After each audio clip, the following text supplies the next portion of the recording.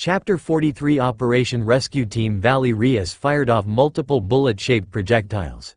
The reddish-black powers of destruction didn't hit their target, Euclid, as he had already teleported away.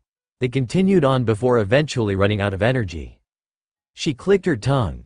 This battle had been going on for around 15 minutes now, and while neither she nor Metatron were injured, Euclid was doing an excellent job of avoiding their attacks with his advanced teleportation skill. Neither of them knew how to deal with this ability. Rias didn't even know teleportation magic could be used like this. As Euclid appeared several dozen meters from his previous location, he suddenly found himself teleporting again when 6 Metatrons appeared around him. Rias had seen Naruto use shadow clones enough times to recognize this ninjutsu. The Metatrons attacked all at once and rammed into each other instead of their target when Euclid teleported again, or so it seemed as first. The Metatrons were just plain clones. They passed right through each other and dispersed. The real Metatron threw a light spear at Euclid as he reappeared. It was moving too fast for Euclid to dodge, so he raised his hands and created a barrier instead. There was a loud screech as the light spear struck the barrier and penetrated it. Cracks formed outward before the barrier shattered. However, the light spear had lost much of its power. It dispersed before it could hit its target. Take this. While Metatron's attack missed, Rias attacked Euclid from behind while he was still busy keeping the barrier erect. She sliced her hand down. A blade-like projectile of blackish-red energy flew from her hand. It would have been enough to cut through even a high-class devil's defenses, but Euclid seemed to have other plans. I'd rather not. He removed an item from his pocket and crushed it. At that moment, a highly reflective mirror appeared behind Euclid. It took the attack Rias had sent, then reflected it back at her, forcing Rias to move quickly to avoid being reduced to cinders by her own attack. She narrowed her eyes as the object she recognized crumbled and vanished. That was Mirror Alice, she said. It's a sacred gear that Tsubaki Shinra has possession of. It has the ability to reflect attacks and deal double the damage on the original attacker. How are you able to use it? Where did you get that sacred gear? Sadly, what I have is just a cheap imitation, Euclid stated. I am something of an inventor, you see. Like Azazel, I can create sacred gears with a limited degree of success. Sadly, most of my inventions are a one-time use only. In order to create a true sacred gear, I would need to be in possession of the original sacred gear user. This particular one was something I made after watching that Tsubaki girl fight during the raiding games held between the 3 factions alliance. Rias instantly felt wary of this man. The ability to create sacred gears was not unheard of as Azazel himself could do it, but she had assumed their faculty advisor was the only one who could. Now she had learned that there was another person with this ability. That put her on guard. While Rias and Metatron were forced into something of a standoff with Euclid, the others were fighting against Grendel. You call that a punch? I didn't feel a thing. Grendel laughed in Issei's face as the boys slammed into him hard. Issei had taken on the incredibly durable and strong Welsh Dragonic Rook form, which bulked up his defense and physical strength. His attacks were powerful enough that he could break through even Cyrorg's defenses, but against this creature, it seemed like his attacks weren't doing anything. Following his taunts, Grendel tried to smash Issei's face in with a powerful punch, but Issei raised his arms to block. The attack was still so strong that Issei was sent flying. Even so, the boy's armor didn't break, which Rias took as a good sign. At that moment, Kaneko had appeared behind Grendel while he was distracted by Issei. She slammed her glowing hands into his lower back. This time, a loud scream tore from Grendel's throat as his skin cracked and blue blood leaked from his wound. It looked like she was using Toki and Sage mode to create a powerful attack not even Grendel's skin could withstand. Kaneko didn't let up. She continued to attack Grendel, punching and kicking his back, until he whirled around and swung at her. His attack was intercepted when Kaneko grabbed his arm and tossed him. Grendel went spinning out of control, though he quickly regained his bearings. However, before he could really do anything, Kiba rushed forward with several Dragon Knights. These Dragon Knights were incredibly tall, wore armor with spikes and wing-like objects extending from their back. The dragons attacked Grendel in pairs of 2, coming in from the left and right, unleashing powerful swings that cut through the air. Grendel took the attacks head-on. However, unlike the last time Kiba attacked, this time several lines of blood were drawn. That said, the wounds were shallow. They could barely even be called scratches. Look at that. You actually cut me. At that exact moment, Grendel unleashed a punch so powerful that the Dragon Knight he attacked was destroyed completely. Not only that, but the powerful shockwave spreading from the attack crashed into several other Dragon Knights.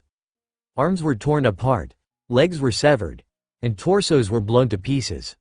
The Dragon Knights didn't stand a chance. But now that I've opened a wound, it should be easier to injure you, Kiba shouted as he suddenly flew forward in an all-out frontal assault. With Ascalon in his hand, Kiba thrust his weapon forward and plunged it into Grendel, or that was the plan. He shouted in shock when Grendel caught the sword by the flat of the blade. Yu-Yu-Ah! Grendel shouted as he threw Kiba away. He sucked in a deep breath and prepared to breath out fire.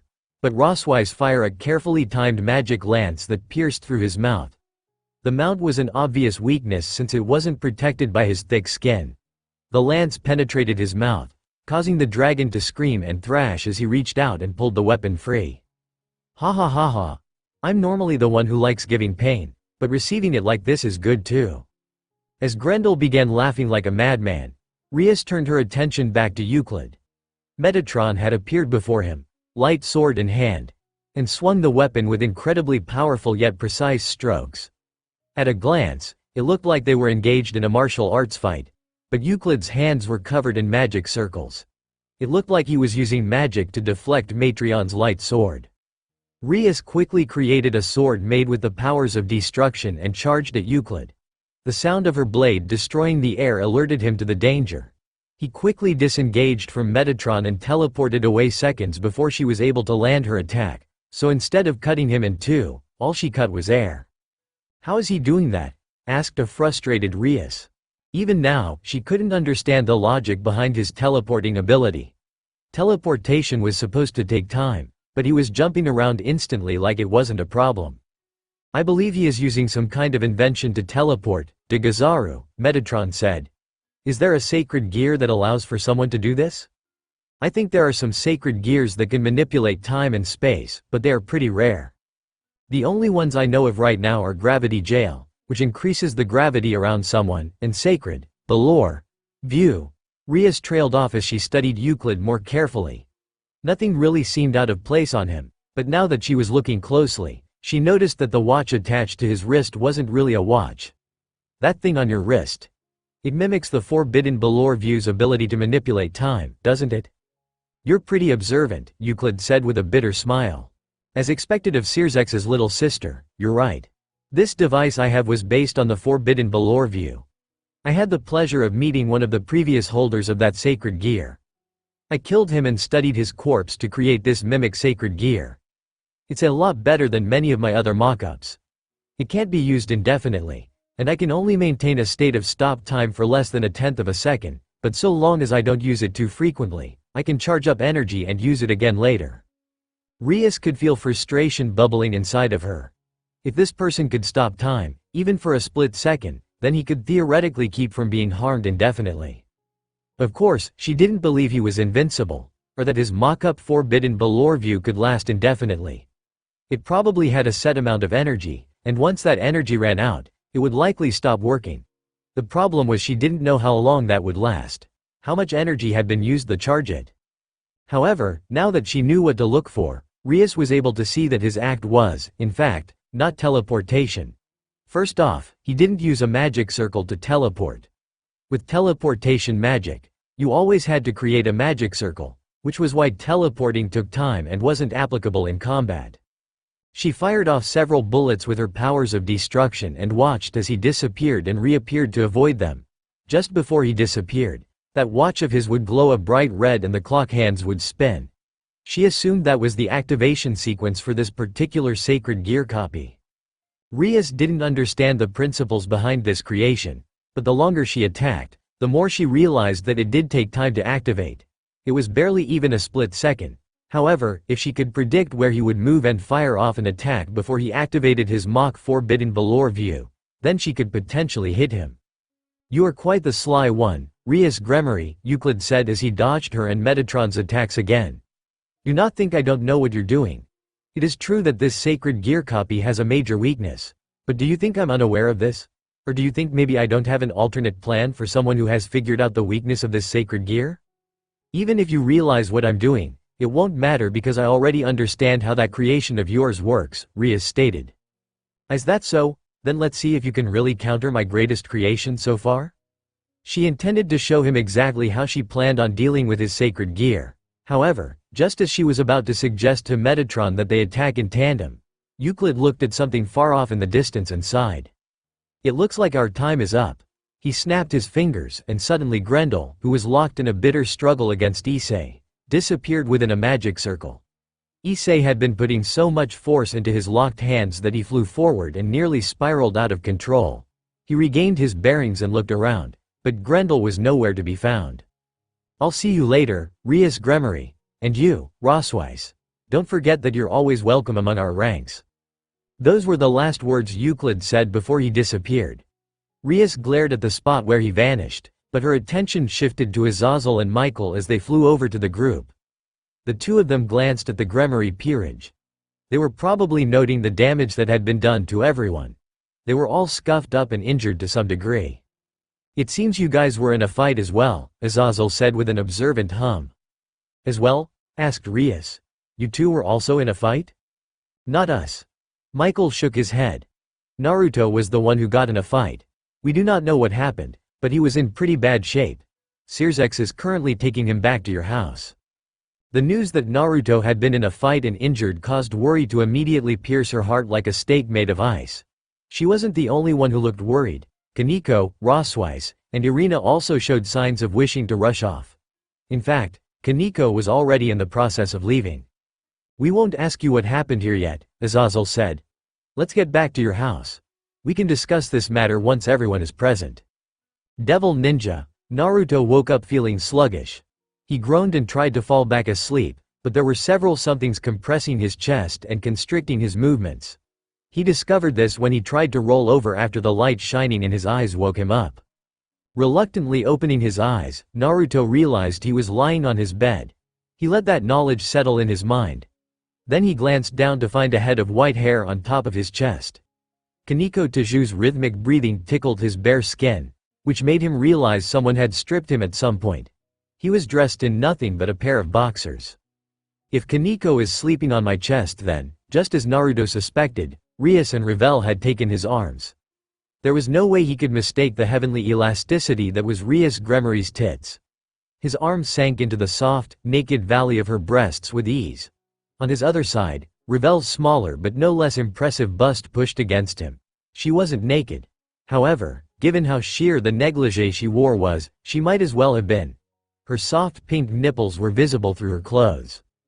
After confirming who was lying on top of him, he took another glance around the room and realized two other people were present. Irina and Rossweiss. They were not in the bed with him. Instead they had opted to pull up two chairs and were sitting down, their heads bowed forward. Because their bangs hid a lot of their faces, Naruto couldn't see what expressions they were making, but he was positive they were asleep. He took a deep breath, held it, and then released it. I'm glad you're awake, Kaneko suddenly said, lifting her head. Did I wake you? Sorry, Naruto apologized. You didn't. I've been awake for at least an hour. Kaneko set her chin on his chest and looked at him. Her normally sarcastic expression was currently soft and filled with concern. Are you okay? When we returned home, we'd been told by Sirzex that you were injured and sleeping. I was really worried when I saw the state you were in. She frowned to observe him for a moment. Her cat ears twitched. Though it looks like you're doing better now. I heal fast, Naruto said with a slight smile. Anyway, let's wake up the others. I have some important information to tell everyone. Right, but first. Kaneko leaned forward and softly kissed Naruto on the lips. Her small mouth was so gentle and ephemeral that he almost couldn't feel it. She didn't let her mouth linger on his either, instead choosing to sit back and climb off him. The process of waking everyone up took more time than it should have, but that was because Naruto needed to reassure each person that he was, in fact, okay. Even then, Rossweiss and Irina, the most reserved of their group, needed him to repeat himself several times before they were assured. And you're sure you're all right? Irina asked as they walked into the living room. I already said I'm fine, didn't I? Naruto said with a slight smile. Thank you for worrying about me, but I really am okay, I promise. Oh okay. Irina nodded and looked away. Irina is feeling tsundere, Kaneko joked. You know that's Ravel's trope, right? Who's a tsundere? I'm not tsundere, Ravel and Irina shouted at the same time. They soon arrived in the living room, where they found several people already waiting. Kiba and Gasper were sitting on a couch. Gasper didn't have a bag over his head at the moment. He was sitting on the couch and playing PSP. Kiba was beside him, but he was simply sitting there with his arms crossed and a pensive frown on his face. Azazel, Searsex, Michael, and Metatron were on the other couch. Graphia was standing behind them like any good maid would. It looked like they were discussing something among themselves, though they stopped when Naruto and his group entered the room. Naruto. Searsex stood up, a happy smile on his face and tears in his eyes. I'm so glad you're okay. Aniki. Naruto shouted as he raced forward. Rias's and Graphia's eyes widened as they realized too late what was about to happen. Stop them! They shouted at the same time, but there was no stopping what came next. Naruto and Searsex hugged each other, and hellish flames suddenly spewed from cracks that split the living room. Brimstone and lava exploded out of them. The incredible heat from the flames was enough that everyone in the living room broke out in a sweat. It's been a while since I've seen this, Azazel commented lightly. This is quite something, Michael added with a strained smile. What is this? Roswise shouted in shock, her body shuddering from head to toe as the blood drained from her face. She looked like she'd just seen the most gruesome murder scene ever. Oh, this is your first time seeing this, isn't it? Rias turned to her and bowed. I am so sorry you had to see this. I'm not exactly sure what this is, but it happens whenever Naruto and Oni-sama are like this. Please pay it no mind. Did you just call Searsex-sama, Oni-sama? Asked a curious Ravel. What? Well, Rias blushed bright red. This jutsu is powerful indeed, Kaneko said with a sage-like nod. Is that what this is? Irina muttered with a conflicted look. Fortunately for everyone involved, Naruto and Searsex stopped hugging, thus restoring the fabrics of reality to their natural state. However, even after the lava, brimstone, and hellish flames disappeared, the two continued to act emotional. Searsex, tears in his eyes, placed his hands on Naruto's shoulders. You don't know how glad I am to see that you're okay. Thank you for worrying about me. Of course. You're my little brother, after all. Aniki, Oto, okay, that's enough. Oh. Rias grabbed Naruto by the ear and pulled him away from Searsex. Meanwhile, Searsex's ear had been yanked on by Graphia. Please stop acting so disgusting, Lord Lucifer. It's not befitting one of your position. With the two women putting their foots down, Naruto and Searsex had no choice but to give up this happy reunion between future sibling-in-laws. While this was happening, the other members of the household wandered into the living room. Issei, Asia, Zenobia, Rainier, and Akano appeared by the entrance. Perhaps it was the way Rias and Graphia were pulling on their respective spouses, or future spouses, ear. Or maybe it was the tense atmosphere. But all of them seemed to have realized they just missed something they'd rather not see. Era. It's so lively in here, Akano said as she wandered further into the kitchen. It looks like everyone is here. Shall I prepare some tea? I'll help you, Graphia said as she let go of her husband's ear. Thank you. I'll help too, Ravel said as she followed Akano and Graphia into the kitchen. Well, shall we get down to business? Asked Searsex. Yes, I think that would be a good idea, Rias said. Everyone soon found a place to sit. Naruto sat between Rias and Roswise. Kaneko had taken his lap. Meanwhile, Irina sat on Roswise's left. She kept stealing glances at him, but he pretended to not see them since there wasn't much he could do to reassure her right now. The others also found a place to sit. Before I tell you all what I have to say, I want to know about Fei-chan. Naruto looked at Roswise. How is she? Lefei Pendragon is fine, Roswise said, looking at Asia. Huh? Oh, yes. Lefei will be just fine.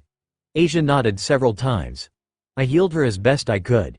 And Roswise had already healed most of her wounds. All she needs now is a little rest. Naruto sighed in relief as he sank back into the couch. His greatest fear at the moment had been Lefei's health. Now that he knew she was okay, the emotions constricting his heart eased a little. And what about Kuno and Ophis? He asked his next question. Where are they? No one spoke for a moment, as if they too had just now realized the pair were gone. They glanced around. However, no matter how they looked, none of them could find any trace of the two girls anywhere. "I couldn't find them," Kaneko said. "I searched for a while, but then I saw fireworks in the sky and found Rossweiss fighting against a giant monster." "That was Grendel," Rossweiss informed Kaneko. "He's a dragon, one of the evil dragons, and his skin is said to be the most durable among all his kind. Euclid summoned him." She bit her lip. "I had heard that Grendel had originally been sealed, but it looks like Euclid or someone working for him managed to revive him." "That doesn't surprise me," Naruto said. "According to Team Valley, the Chaos Brigade has managed to revive most of the evil dragons. Perhaps we should exchange information," Michael suggested. "I am curious to know what happened today, as I did not arrive until later." "That's a good idea," Azazel said. "Naruto, why don't you start?" Agreeing to Azazel's demand with a nod, Naruto began informing them about his confrontation with his dark half, Yami, telling them about everything he had learned. Even as their faces paled, he did not relent. He told them everything he could, including how Yami was his dark half and the true leader of the Chaos Brigade. Everyone looked completely shell-shocked by the time he was done. "That is rather unbelievable," Michael said at last, rubbing his temple. "Tell me about it." Azazel pinched the bridge of his nose. "So now we have a dark version of Naruto, who has most of your power, running amok and leading the Chaos Brigade. Is that what you're telling me? That's just ridiculous." "Ridiculous or not, all of us saw Naruto's look-alike," Sirzex said. "He didn't look like he was doing much better than anyone else." Sometime during Naruto's tale, Akaino, Graphia, and Revel returned with tea, which they poured into cups and set before everyone else. The steaming hot liquid warmed Naruto's insides as he sipped at it. The others might have been shocked by his information, but none of them could understand how it felt to fight and lose against himself. He was honestly shaken. Naruto wasn't the only person who spoke. Rossweiss also told them about her encounter with Euclid, specifically what he said to her before the others had arrived. Naruto didn't really understand what it was about. However, judging from the pale faces of Azazel, Michael, and Sirzex at the mention of Trihexia, her information was no less shocking than his own. "It seems clear to me that the Chaos Brigade ultimately has two goals," Sirzex said after he finished listening to everything. "The first is Yami's personal goal to absorb the remainder of Naruto's chakra. The second has something to do with Trihexia. Given how Euclid wanted you because of your knowledge on Trihexia, I can only conclude they want to revive that monster for some reason." "Excuse me, but what is Trihexia?" asked Naruto. "Trihexia is a legendary beast known as the Emperor of Apocalypse," Michael answered. "At its full power, it is stated to be on par with Ophis and Great Red. Not much is known about it other than the fact that it only seems to have one goal in life, and that is the complete eradication of this entire world. It wants to destroy everything. Thousands of years ago, Father, God confirmed the existence of Trihexia, which had been given the name 666, Azazel said. When he recognized the threat that Trihexia posed, he placed 1,000 forbidden seals on it, sealing it at a place known as the end of the world. Actually, it was only because God sealed Trihexia away that he lost his life during the war. The sealing process took up most of his power, and when the two heavenly dragons rampaged across the battlefield, the weakened god was stabbed in the back and killed, though no one knows who did it. Naruto had no idea such a powerful creature existed beside Ophis and Great Red. From the way they were staring at the three alliance leaders, neither did anyone else except for Rossweiss. He wondered how she knew so much but didn't ask. After learning about all this, Naruto could not help but wonder what was going to happen now. More than that, however, he wondered where Kuno and Ophis had gone. His blood felt cold. He was worried. Devil Ninja. The room was empty of any adornments and decoration, containing only a bed, a dresser, and a chair. This caused the room to feel a lot bigger than it was. Of course, the room was still fairly big, larger than most apartment rooms, but all that meant was that this place truly felt empty. Naruto sat on the chair, which was facing the bed. Laying on the bed was Lefei Pendragon. All of her injuries had been healed, her skin unblemished like it had been before, but she wasn't waking up. According to Rossweiss, Lefei had exhausted all of her magical power and was in a deep sleep. She'd only wake up after she recovered. Sighing as he realized it would probably be another day before she woke up, Naruto decided to relax in the tub. His body still stiff. His muscles were aching like nobody's business. Hopefully, a good soap would fix that. He entered the changing room, stripped out of his clothes, and grabbed a towel. Naruto noticed the other set of clothes sitting on the rack. He guessed one of the girls was also taking a bath. Wrapping a towel around his waist, Naruto walked into the bath and closed the door behind him. Steam from the bath rose in the air, creating thin wisps. The humidity caused him to immediately begin sweating. As he walked further into the bathing room, he glanced around and found the only other person inside sitting on a stool as she washed her body. Her silver hair was tied into an updo that left her neck exposed and only a few strands dancing around her skin. The sight of her graceful neck as it sloped into slender shoulders and a well-defined back was enough to leave any man breathless. "Roswise," Naruto greeted as he walked over. A squeak escaped from Roswise's mouth as she turned around and gawked at him. Naruto, what are you doing in here?" "Taking a bath," Naruto said as if the answer should have been obvious. "But I'm in here." "You are, but it isn't like we haven't taken a bath together before." Naruto sat down on the stool next to Roswise, grabbed the soap, and began cleaning himself off. "Remember that time in Greece?" Roswise could say nothing to that, so Naruto continued. "Of course, if you don't want me here, you can tell me to get out. I don't want to make you uncomfortable. I honestly thought you wouldn't mind since we've already bathed together before." "Well, I guess it's okay," Roswise admitted with a heavy blush. "We're boyfriend and girlfriend, after all." "That we are. Speaking of, since we're boyfriend and girlfriend, can I wash your back for you?" Roswise didn't say anything for the longest time, and Naruto wondered if he might have overstepped his boundaries. Just as he was about to tell Roswise to forget what he said, she nodded. You may. Just be gentle, I understand. I'll wash your back gently." Naruto finished washing the soap off his front, then moved behind Roswise and used a loofah lathered in soap to wash her back. Roswise released a soft moan when he pressed the loofah against her skin and began scrubbing. Her back was very soft. He scrubbed the loofah across the curvature of her spine and shoulder blades, watching as her muscles yielded under his ministrations. The scent of soap filled the air. Naruto found it somehow calming. "I also wanted to talk to you about what happened with Euclid," Naruto said after silently washing her back for a few minutes. I suppose you would want to talk about that." Roswise sounded reluctant. "Would you prefer we didn't?" No, it's not that. It's just, I don't really know what to say."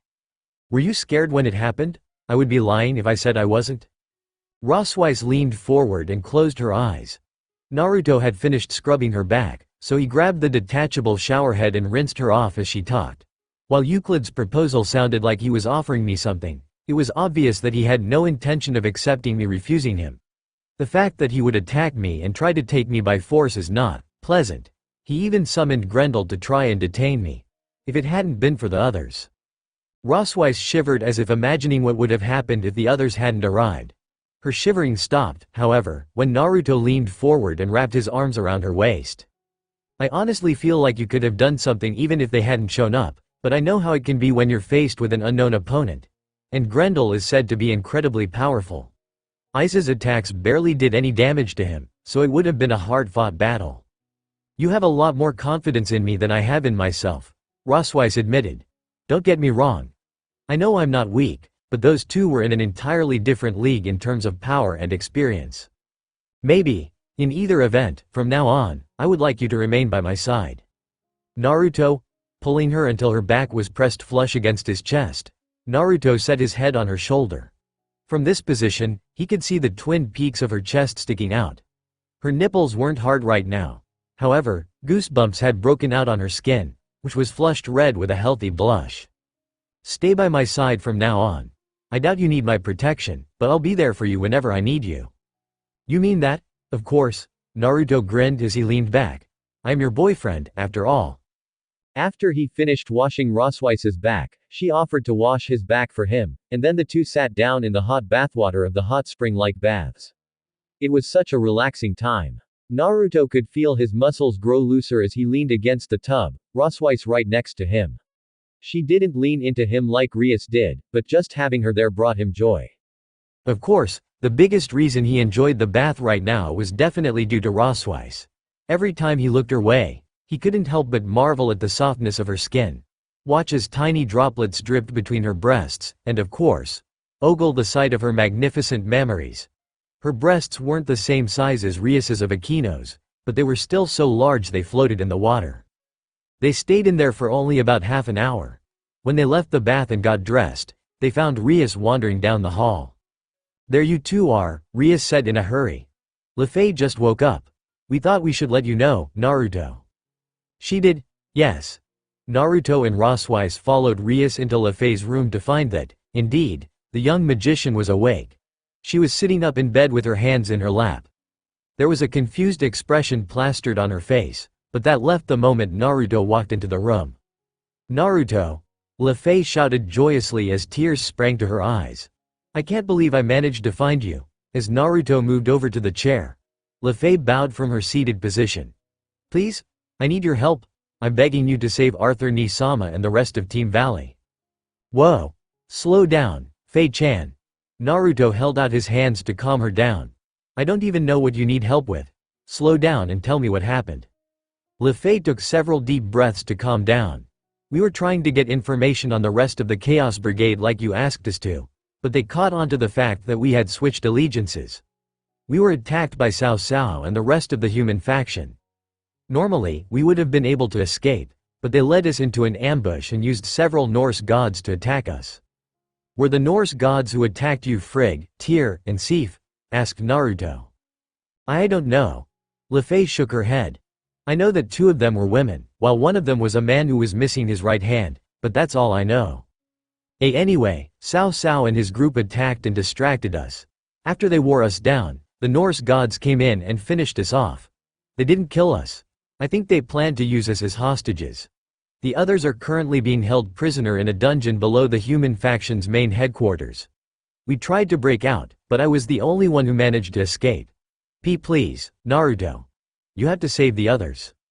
Naruto leaned over and placed his hand on Lefei's. Her hand was warm and soft, but it was also shaking. No doubt she'd escaped from a very harrowing experience. What's more, her comrades had not escaped, which likely added a sense of guilt to her worry. He would have felt that way in her shoes. "Don't worry. If you can lead us to where they are, we will definitely rescue them," Naruto said. "Really?" Lefei asked with wide eyes. Knowing that he wasn't the one who could make this decision, Naruto glanced at Rias, but the redhead merely sighed and crossed her arms in a resigned fashion. "Really," Rias said, "we'll help you save your companions." Thank you very much." Lefei bowed her head as tears of gratitude poured from her eyes. I was really worried that I wouldn't be able to reach you. I'm so glad I managed to get here." "Why don't you get some rest for now?" Rias said. "Since you mentioned the Norse gods, we're going to have to contact Gondal and the other Norse gods living here in Japan to let them know we might have found their missing members. It's also going to take some time to plan a rescue operation, and I assume you want to be a part of that." "Why yes please. I would like to help them out." Naruto, Rias, and Roswise left Lefei to get some rest. As he closed the door behind them, he looked at the two women. "Roswise, I'd like you get in contact with your grandmother and let her know what we've discovered. Tell her that we're planning a rescue operation and ask if she would like to be a part of it. I assume the Norse would like their missing gods back," Rias said. "I'll do that right now," Roswise confirmed with a nod. "While she's doing that, Naruto and I will talk to Sirzex and the others, to let them know what's going on," Rias said. Naruto understood that this would have to be an off-the-table operation. In other words, a covert ops like something the Anbu in his old world would do. To the rest of the world, Team Valley were criminals who had sided with the Chaos Brigade. Only Naruto, the Gremory peerage, and the top three leaders of the three factions alliance knew the truth. As he followed Rias, Naruto placed a hand on his chin and thought about how everything was moving really quickly. They hadn't even found Ophis and Kuno yet, but now they were planning an operation to rescue Team Valley, save the missing Norse gods, and defeat the Chaos Brigade's human faction. His worry for those two made him wish he hadn't learned about what happened to Team Valley until much later. He couldn't help but grimace. "I really hope we find those two soon, Devil Ninja." Ophis gnashed her teeth together as she sat in a jail cell that contained a stone bed, 4 gray walls, and a door. She wasn't bound. It wouldn't have mattered if she was anyway because she could just break whatever restraints people placed on her. Even that device the Dark One who looked like Naruto had made wasn't enough to hold her against her will. That said, she was still chained to this place. As if somehow sensing her negative emotions, the door to her cell opened and in walked Rizavam Lucifer. She glared hatefully at the man. If their circumstances were normal, she would have erased him from existence, but she couldn't do that. Because standing right beside him, bound by a collar and chain, was none other than Kuno. The girl didn't look like she'd been harmed. However, she was clearly emotionally damaged. She'd been kidnapped by this strange man, forced to wear a collar, and could not leave this hateful man's side. Ophis would not have been surprised if Rizavam forced her to sleep in the same room as him. The thought made her clench her teeth. "What do you want?" asked Ophis. Her voice was no longer emotionless. An intense snarl echoed from her mouth. It made Kuno flinch, but Rizavam just grinned. "I've never heard so much emotion in your voice before." He toyed with the collar. "This girl must be awfully close to you for you to display so much hatred toward me." Ophis couldn't say she and Kuno were close, but the girl was definitely someone she was beginning to think of as a friend. Playing with her was, yes, it was fun. She enjoyed spending time with Kuno almost as much as she liked being with Naruto. It was fun in a different way than going on dates with Naruto was fun. She didn't say anything, however, she just glared. Rizavam chuckled some more. "Don't worry yourself too much. I haven't touched her, just like I promised. In either event, I came to tell you that the ritual will probably take place in a few days. We have some details that we needed to work out, and we still have to send out the invitations to everyone else. But, barring all those problems being resolved, we will definitely be holding the ritual soon." "What ritual are you talking about?" asked Ophis. "You'll see." Rizavam grinned at her, and then quietly left the room. Now alone, Ophis wondered what she should do. She couldn't escape from this place because Rizavam would know and kill Kuno the moment she did. Curling her knees into her chest, Ophis lamented how, despite being one of the most powerful creatures in existence, all the strength in the world would not help save her friend. Devil Ninja. A meeting was taking place inside of the Uzumaki residence's living room. Naruto stood next to Rias and the others as Sirzex, Michael, and Azazel stood at the front, near the sliding door that led into a Zen garden. Lefei was standing close to Naruto's side. She had recovered perfectly after a good night's rest and was ready to rescue her friends. There was a determined look on her face as she gazed at the three faction alliance leaders. Thanks to Lefei Pendragon's information, we were able to discover the location of the hero faction's main base of operation and the whereabouts of the three missing Norse gods, Sirzex said. While your group is going to be our main task force, this rescue operation is going to be performed by more than just you. Several other peerages and members of the Angels and Fallen Angels will be joining us. The task force will be divided into multiple forces. Michael stepped forward and announced. One force will be in charge of rescuing the Norse gods, who are being mind-controlled by those restraint collars, which is what we have taken to calling them. Their goal will be to neutralize the collars and free the gods. The second team will be in charge of rescuing Team Valley.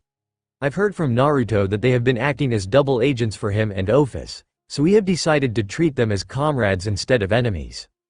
At this, Naruto glanced at Lefei as she sighed in relief. He knew that one of her primary worries had been how everyone would treat her and the rest of Team Valley, who were considered enemies of the three factions alliance. Valley himself was actually a step above that. He was considered a traitor since he had originally been working for Azazel and stabbed him in the back. These two teams are going to be composed of your group. Azazel started talking after Michael finished. His normal smirk was nowhere to be seen. I want Naruto working with Kaneko, Gondol, and Roswise to free the Norse gods from the restraint collars. He looked at the whiskered blonde. The reason you and Kaneko are working with those two is because you have a far better understanding of nature chara and sage mode than anyone else, and you already know how to deactivate those collars. Just leave this to us, Naruto said with clenched fists. I'll have those Norse gods freed from their restraint collars even if I have to beat them to a pulp. I'm not sure how I feel about hearing you plan on beating up my gods, Gondol said with a sigh. On the other hand, Roswise was actually holding a hand to her mouth and looked like she was trying not to laugh. Perhaps she was growing used to his brand of humor. Sirzex smiled at Naruto's enthusiastic and silly answer as he stepped forward, taking the place of Azazel. The rest of us are going to keep the main forces of the hero faction busy. Thanks to Lefei, We have learned that the hero faction has well over 10,000 sacred gear users under their control. That's a huge force. Since our forces are currently spread thin dealing with the devil and magician factions, we can't bring more than 5,000 of our own people with us. That means myself, Michael, and Azazel are going to be the heavy hitters in this battle. It sounded like they were going to be fighting 2-1, but Naruto actually thought that might prove more beneficial if Sirzex was getting involved.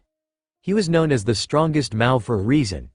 With his powers of destruction, he could unleash unholy devastation with a simple snap of his fingers.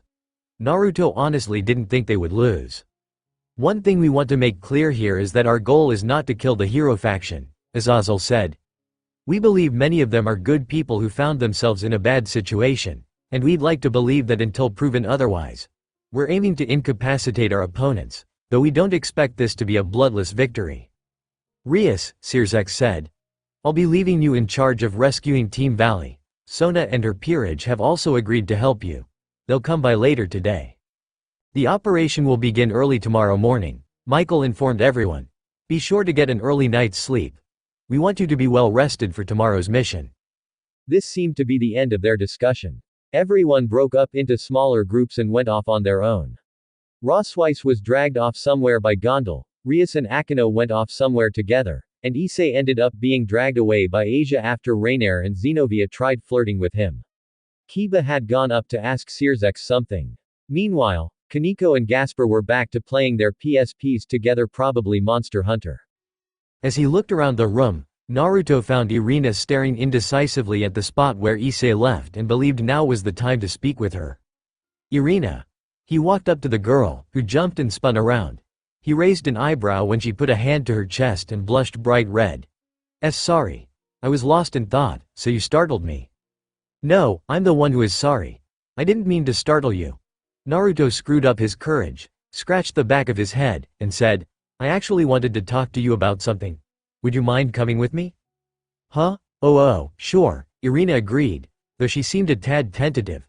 He wondered if she knew what he was going to talk about, but decided there was no way innocent Irina could ever figure this out. Since this was an important conversation that he didn't want anyone overhearing, he decided to travel across a bridge and onto a remote island with a single sakura tree. Naruto wouldn't consider himself a romantic kind of guy. However, he did think the beautiful pink blossoms swaying gently in the afternoon air added a romantic feel to the scene. The calming scent of sakura blossoms also helped soothe his own mind. Naruto, taking a deep breath as Irina called his name, Naruto realized he really didn't have any plan for this moment, and so he decided to do what he always did. Wing it and hope for the best. Irina, I like you. What? Irina looked startled. I like you, and I don't mean that as a friend. Naruto willed his rapidly beating heart to remain calm. He felt a little sick to his stomach. I like you as a man likes a woman. No, that didn't come out right. The feelings I have for you are the same kind that a man has for a woman he likes. Hang on a second. Irina was staring at Naruto as he tried to speak, which actually made him feel even more self-conscious. Crap. This wasn't supposed to happen. Since when did he, Naruto Uzumaki, become tongue-tied over something so simple? Hadn't he confessed his love to Sakura for years before he had met Shien? Why was he getting nervous now? Naruto would admit that he was actually really worried, not about how the other girls would take him confessing to Irina, but how Irina might take it. He knew she loved Issei. There was a good chance that confessing to her now could irrevocably damage their relationship, that it could push her away. It was obvious this would make him nervous. What if she decided to distance herself from him because she didn't want Naruto getting the wrong idea? He would, of course, back off and give her space, but that wasn't what he wanted at all. Suddenly, Irina giggled. I think I know what you are trying to say, she said, placing her hands behind her back and turning her head. Her chestnut hair swayed in the breeze and caught the sunlight. You love me, like a man loves a woman. This is a confession, right? Yes, Naruto admitted. A moment of silence passed between them, making Naruto increasingly nervous. He wasn't worried about rejection so much as he was Irina no longer wanting anything to do with him. Having been rejected by Sakura for most of his young life back in the Elementation Nations, that didn't bother him. However, he didn't want to lose Irina's friendship. Thank you, Naruto. For telling me this, I mean. Irina looked at him as her lips curled into a pretty smile. Hearing that you have feelings for me actually makes me really happy, but would you mind giving me a bit of time? This isn't something I can answer right now. Oh, but it's not that I don't want to. I just haven't sorted out my feelings for Issei yet. I understand, Naruto said with a sigh. Can I just ask for one thing? What is it? Don't avoid me or distance yourself from me because of this. Even if you decide your feelings for me aren't the same, I'd like us to still be friends. Is that all? Irina giggled into her hand, her beautiful violet eyes softening with kindness. No matter what happens, I will always consider you to be a good friend. Thank you. Naruto could feel his heartbeat slowing down as his nerves were settled. He'd never understood why confessions were so hard for some people, but he was beginning to figure it out. Now that he was thinking about it, he realized he'd really been an idiot in his youth. Only an idiot would confess to a girl they liked and not feel like butterflies were fluttering in his stomach. We should probably go back inside, Irina suggested, looking awkward. Oh, right. Yeah, let's head back inside. The two at each other, neither of them moving an inch, and then looked away just as quickly. Devil Ninja. Naruto woke early the next morning and got ready for their mission. This meant putting on all of his ninja gear, including his ninja pouch full of kunai, ninja wire, and shuriken. He also put on his black and orange tracksuit, which he hadn't worn in a really long time. Staring at himself in the mirror, Naruto felt nostalgic. Haha. I feel like a genin back during my ninja days. Do you really plan on wearing that tracksuit? Of course I do. This tracksuit is. Naruto paused when he realized someone was talking to him and turned around. Ravel was sitting up in bed, rubbing her eyes as she stared at him. It was a very cute gesture. Rias was still asleep, but Kaneko was waking up. The lithe girl stretched her body out much like a cat, revealing the sinuous muscles that Naruto loved so much. Roswise had not slept with them last night. Good morning. Sorry. Did I wake up? Asked Naruto. You're fine. We need to get up anyway, Ravel said as Kaneko began waking up Rias. Once everyone was awake and dressed, the group made their way downstairs, where several other people were already up. Kiba and Gasper must have woken up even earlier than Naruto.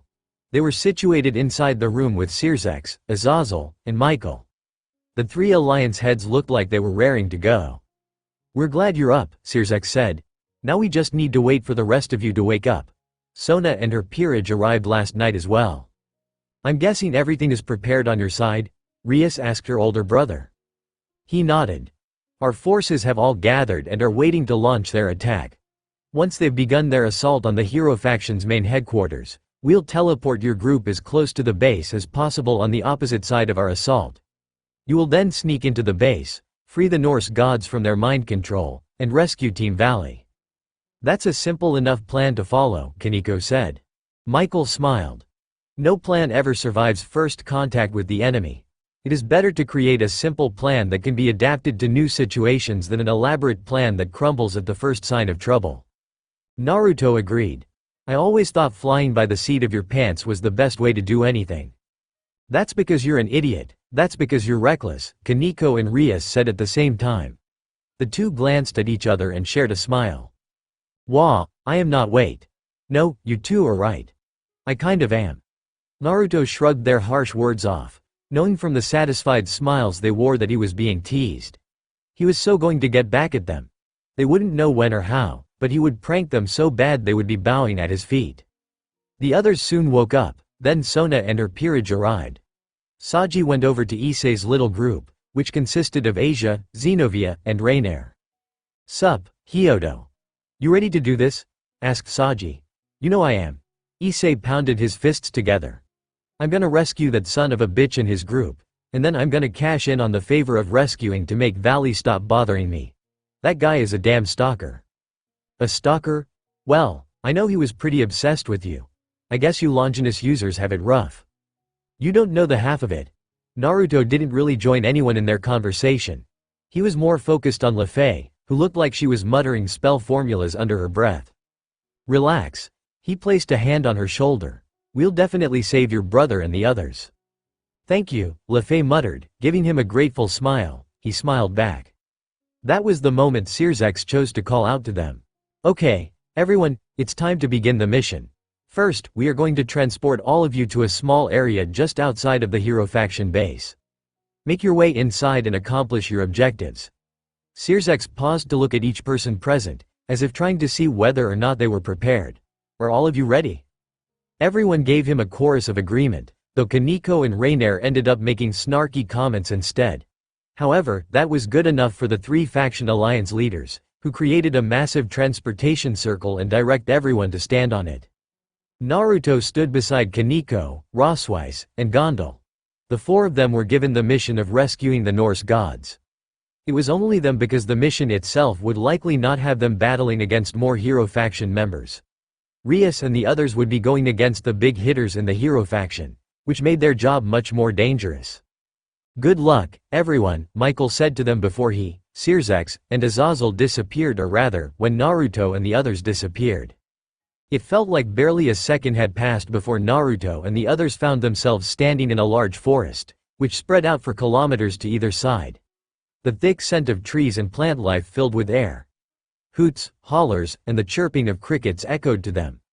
Naruto couldn't even begin to figure out where this was. Where are we? Asked Rias. Sona pushed her glasses up her nose and frowned. This looks like Aokigahara Forest. I recognize it from the times we would visit during a school trip.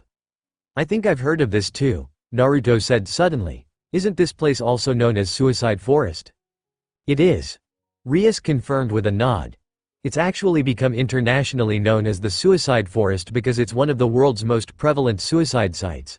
I think we're a bit too far in, but if you go onto some of the trails, you'll see signs urging suicide visitors to think of their families and contact a suicide prevention association. Naruto had actually never been to Aokigahara Forest before, but he knew about it from one of his classes.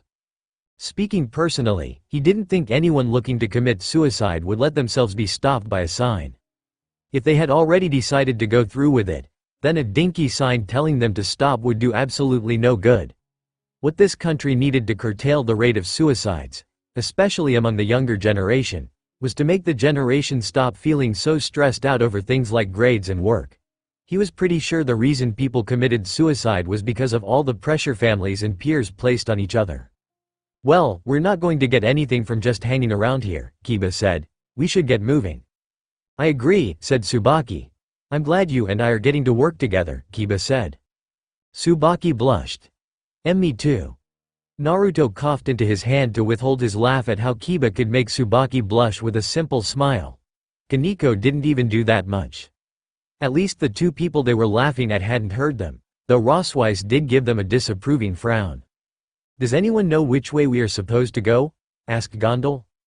Rias was getting ready to answer when, quite suddenly, a massive explosion rocked the entire forest. Naruto turned his head in the direction it came from. Rising above one of the mountains was a plume of fire and smoke. At that exact instance, several more massive explosions went up, and more fire rose into the sky. Maybe it is just me, but I think we should go that way, Naruto said. Gondal snorted. Everyone agreed, and the group began making their way through the forest toward the source of the explosions. They needed to climb the mountain, but they eventually discovered where the explosions had come from. A massive battle was taking place about 2 kilometers from a mansion surrounded by a large barrier. Angels, devils, and fallen angels were engaged in a fierce confrontation against humans wielding sacred gears and magicians like Lefei. Even from this distance, Naruto could see magic circles appear and fire off elemental attacks of varying nature. They were met by attacks from sacred gear users, who wielded everything from swords and spears to whips and shields. Is that it? Rias asked Lefei. Yes, this is the hero faction's base, Lefei confirmed. Then we should get going, Rias said. They closed in on the base, until they had reached the barrier surrounding it. Rias frowned for a moment. Picking up a stick, she tossed it at the barrier, watching with a grimace as the stick disintegrated. What an unpleasant barrier, she muttered before turning to Lefei. Do you know how to break through this? Lefei shook her head. No, this barrier wasn't active when I escaped. If it had been active, I wouldn't have been able to get out. This defensive barrier was made from the combined power of several thousand magicians. It works a lot like a layered barrier in which one barrier overlaps with another, except this is that over 1,000 times. So what you're saying is that it's incredibly strong, Rias murmured. Yes. Everyone grew silent. Naruto stared at the barrier with a frown. wondering why they had decided to raise a barrier and not used something like Dimension Lost to transport their base into an artificially created space. That would have offered more protection. Then again, Naruto was sure that Georg, the user of that particular Longinus, had a severe limitation. The sacred gear only worked so long as the user could provide power. There was no way it could be maintained indefinitely. Naruto walked up until he was standing just in front of the barrier. He couldn't feel anything at all, no heat or energy waves, which meant this was an incredibly self-contained barrier that had been perfectly erected. The casters must have been very skilled. "Do you think you can break this, Naruto?" asked Kiba. Naruto shook his head. "If I used my reverse summoning technique to switch places with Kurama, he could break this easily, but that jutsu has a time limit. I don't want to risk using it now and not being able to use it later." "I guess there's no choice." Rias sighed. "I'll break it." "You can do that?" asked a shocked Lefei. "Well, I haven't tried it yet, so I don't know. I guess we'll find out and see." Rias glanced at everyone present. "I want all of you to get back. Except you, Eyes. I want you to use Boost, then transfer all of the magic power to me."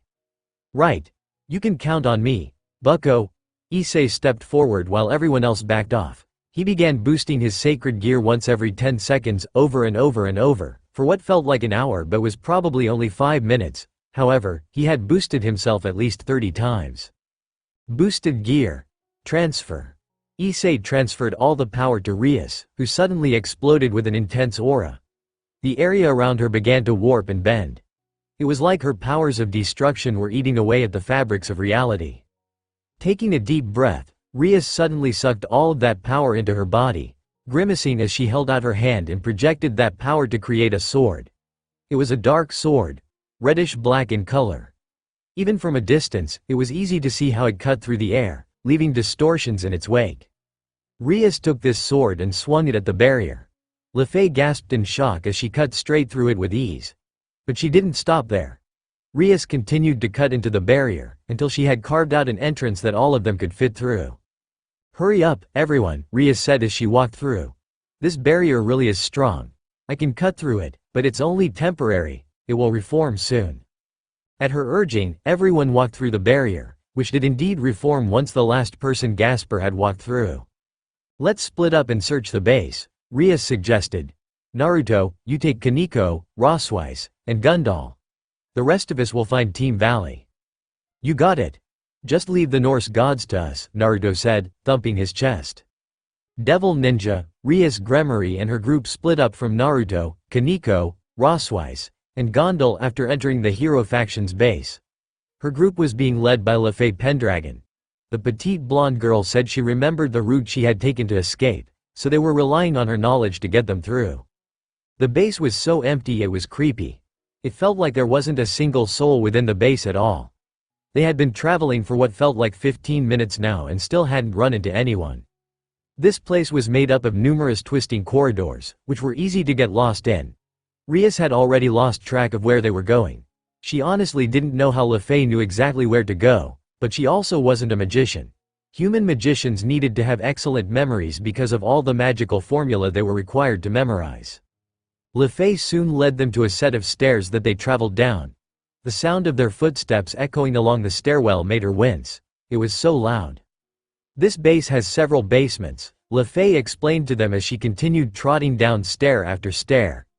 "It was built primarily underground because it's easier to hide that way. The basement levels are much bigger than the first floor. The one where they kept us is located at the bottom, which is the most secure location in the entire base. It's protected by a barrier, but I managed to decode it and escape with Valley's help." "Can you break the barrier?" asked Sona. "I should be able to," Lefei said. They soon reached the end of the stairs. Covered in numerous seals that prevented entry, the group stood back as Lefei created hundreds of small magic circles, which floated around the door and slowly pressed against the seals, which emitted a faint hissing noise. A second ticked by as the seals slowly dissolved. Then Lefei opened the door and led them all inside. A thick purple mist filled the room they entered. "What the?" Irina squawked as the area around them slowly disappeared. "This is," Reinare's eyes widened. "Dimension Lost." Rias narrowed her eyes as she stared into the void surrounding them. "It looks like they were aware that we were coming and have planned accordingly. We've been trapped in a dimension created by the sacred gear. Now what are we supposed to do? Asked Issei, hands clenched in frustration. How can we rescue Valley and the others if we're trapped in another dimension? Simple. Xenovia summoned Durandal and readied her blade for combat. We just have to break through the sacred gear's power by defeating the wielder. I see you haven't changed from your simplistic way of thinking, a voice said from within the fog. Of course, you are correct. If you can manage to find and defeat Georg, then you can indeed return to our original world. But who said we were going to let you do that? 7 people stepped out from the mist. At the head of this group was none other than Cao Cao, the enigmatic leader of the hero faction. He was dressed in his typical Gakuran uniform.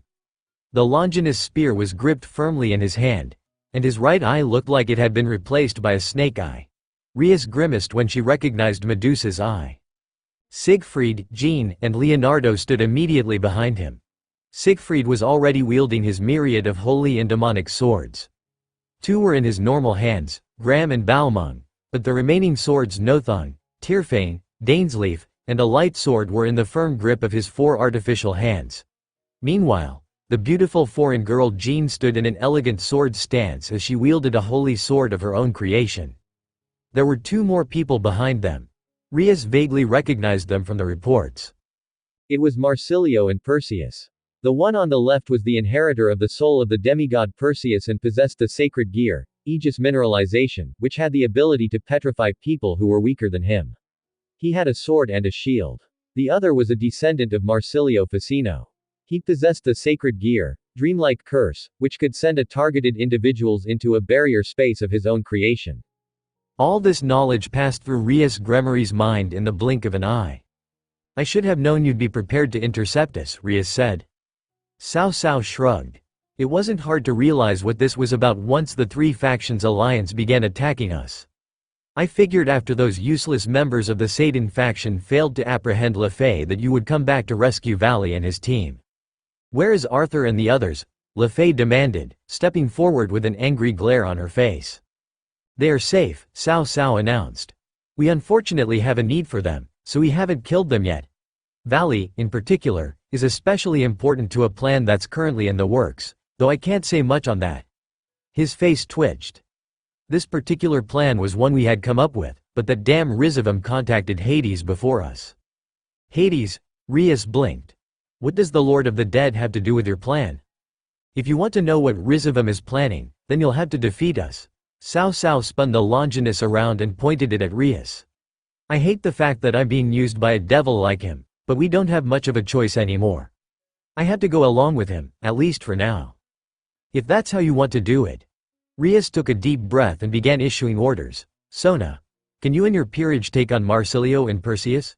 You'll need to be careful. They might not be Longinus wielders, but their abilities are still extremely dangerous. Just leave them to us, Sona said, pushing her glasses up her nose. I already know of their abilities. I'm confident we can launch a coordinated attack and defeat them. Right. Rias nodded. I'm leaving Cao Cao to you. You got unfinished business with him, right? I do, thanks, bucko. Issei stepped forward and activated his balance breaker. Now covered in the powerful red armor of his boosted gear, he pounded his fists together. I've been hoping for a rematch with this Dushekanoi. I won't be satisfied with how our last fight ended. What a coincidence, Cao Cao said as he stepped forward. I was thinking the same thing. There's no way I can possibly let what happened during our last fight stand without delivering swift retribution. It looked like the 2 of them were both anticipating their rematch. Rias hoped Issei would be okay and not underestimate his opponent. Cao Cao wielded the Longinus, the original and most powerful sacred gear of them all. It was especially dangerous for a devil like Issei to get hit. Even a small cut was enough to annihilate low-class devils. Kiba, Xenovia, Irina, and Rainier. I would like you 4 to deal with Siegfried. Try and defeat him quickly, please. Just leave him to us, Kiba said. We'll beat him, Xenovia added. I'd rather not fight at all, Rainier said with a grimace. But I know I have to. You can count on me. This angel will defeat these evil doers in the name of our Lord Michael. Irina declared with her hands clasped before her chest. Amen. While Irina's words were a little odd, Rias didn't let them bother her and looked at the remaining members of her peerage. Akano, Ravel, and Gasper. The two of them were staring at her expectantly. "You three are going to be with me," she said. "Our job will be to fight Jean and Leonardo. Akano, you and Gasper will go after Jean, while I hold off Leonardo. My powers of destruction are uniquely suited to dealing with multiple enemies at once, so I will fight against Leonardo with Ravel. That said, the two of us probably won't be able to defeat him until you two defeat Jean, so make sure you hurry up and beat her quickly." "Ufufufu. Of course, Rias-sama. You may leave Jean-chan in our more than capable hands," Akano said. I don't really like that lady because she seems scary, but I'll do my best," Gasper shouted with his hands clenched. "That's all I can ask," Rias said. Now that everyone knew who they would be fighting, the members of Team Gemery and Team Citri split up and got ready to fight in their respective battles. "Are you ready, Ravel?" asked Rias. Ravel took a deep breath. "I am." "Good. Then let's go." Ravel and Rias moved toward Leonardo. The young man with dark skin didn't move, but the shadows underneath his feet distorted and grew before many hideous creatures too numerous to count emerged from his feet. These creatures had two thick arms and stubby legs. They were bipedal, but they bore no similarities to a human. Aside from lacking anything that resembled a head, there was only a single red gem in the center of their face, just above their collarbones. Despite having not been there for the battle in Kyoto, Rias had read the report and listened to Naruto when he spoke of them. These were Leonardo's anti-monsters, which had the ability to target his opponent's weakness. She didn't know how this would affect her battle with him, didn't know what sort of weakness these things would target, but she didn't plan on giving up. Demonic power poured from her body as she prepared herself. Reddish-black energy wafted off her, creating distortions in the air. She gathered this power into her hands. Now encased in her powers of destruction, her hands had become completely invisible and looked like they'd suddenly caught fire. "I'd like to give you a chance to surrender," Rias said, "but something tells me you aren't going to do that, are you?" Leonardo shook his head. "You might as well save your breath. I won't surrender." "That's what I thought." Yes, there was no way this boy would surrender. She could already tell that everyone here was incredibly loyal to Cao Cao, and it looked like they also had something against devils like her. There was no way he would give up. But neither could she. "In that case, you should prepare yourself," Rias said. "I'm not going to go easy on you just because you're a kid." All around them, the battles between the others had already started. Issei and Cao Cao were clashing, Longinus against Boosted Gear. Kiba, Irina, and Zenobia were locked in a fierce sword fight against Siegfried, while Rainier was attacking through the cracks in their offense with light spears. Akano and Gasper were fighting against Jean. Meanwhile, the fallen angel, devil hybrid was trading taunts with the beautiful blonde as they traded attack and counterattack. Even Sona and her team had begun their assault on the other two sacred gear users. Leonardo frowned as if he found it insulting to be called a child, but he didn't say anything else as he ordered his creations to charge at her. Seeing this caused Rias to channel even more powers of destruction into her hand. As the anti-monsters rushed forward, she unleashed a massive wave of powerful energy that slammed into her foes and annihilated them. Devil Ninja, Kaneko and Rosswise ran on Naruto's left and right, while Gondel moved behind him. They were in something of a diamond formation. He had no idea how they got this way. It just seemed like a natural response. "This place is so big," Kaneko complained as they ran. "How can we be expected to find anyone in such a huge base?" Naruto would have said something, but he honestly agreed with her. This base was massive. They had only searched the first floor and first basement, but it had already taken nearly 20 minutes just to search a single floor, meaning 40 minutes had passed in total according to Naruto's internal clock. Not only was this place large, but it was a literal maze. There were so many different corridors and branching lateral passageways that it was very easy to get lost in. This base didn't possess many rooms. It seemed most of these corridors were merely used to lead to other, much larger spaces. The first basement had been dedicated to training. There were all kinds of different rooms with a variety of terrain for people to practice maneuvers and tactics, and there had also been a rather large gymnasium with many different types of equipment. They were currently on the second floor, which looked like it was being used for food production. Most of this floor was dedicated to an indoor greenhouse. Sun lamps overhead meant to simulate real sunlight provided a bright illumination for the myriad of plants to grow. It looked like they had separated plants into fields. There was everything from rice paddies to wheat fields, and it looked like they even had a wine vineyard. No wonder we could never find them, Naruto muttered. Normally, whenever you're trying to learn about your enemy's location, you would first figure out where they shop or meet with their suppliers for important necessities like food. If you do that, you can track them or at least triangulate their location based on where they get their supplies, but you can't do that if all their supplies are homegrown like this. I bet the only time they ever go outside is when they are on missions. They do seem oddly self-sufficient, Gondol remarked. I wonder how they managed it. Does it matter? Asked Kaneko. While it is an oddity, I do not believe this is something we should be discussing right now. Rosweiss agreed with Kaneko. Let's keep going. There didn't seem to be anybody on this floor, so they quickly moved to the next set of stairs and traveled down to the third basement, which contained. Is that a private jet? Naruto squawked when he laid eyes on the streamlined jet sitting in the middle of a mostly empty hangar. The scent of oil filled the air. There were a few other pieces of equipment, but the rest of this hangar was empty. If I'm not mistaken, that is a Gulfstream G550, Rosweiss said. It's a business jet produced by General Dynamics Gulfstream Aerospace Unit in Georgia. That's in the United States of America. I'm not sure what it's doing here. Naruto nodded but didn't really pay attention to the explanation. He had other thoughts in mind. Didn't know Cao Cao was an Attack on Titan fan. They stared at the private jet, which had Attack on Titan artwork painted on its hull, for several more seconds before traveling down to the fourth basement floor. This next room consisted of mostly sleeping quarters. It looked like this was where the majority of people spent their time when they weren't on duty. Naruto, Kaneko, Rosweiss, and Gondol went through each door and checked to see if anyone was inside. It seemed most of the rooms were empty, however. Oh, you're so naughty. Hehehe, of course I am. How could I not be when I see such a hot studmuffin just waiting to be shaved? Naruto stared into the room with Kaneko, Rosweiss, and Gondol, who displayed various expressions ranging from shock to disgust. Not that he blamed them. He was pretty sure his own face was somewhere between those two expressions. Even his stomach was churning. This room was just like all the others. It was a decently large bedroom with all the amenities one would expect from a bedroom. Unlike the other rooms, this one was also occupied by two men. Two men who were butt-ass naked and shaving each other. Naruto could have sworn he heard his brain sizzling as his eyes burned in a sight he wished to all 8 million Shinto gods he would never see. He wondered. Was it really possible to erase his memory by rubbing bleach in his eyes? He'd once heard a saying about it.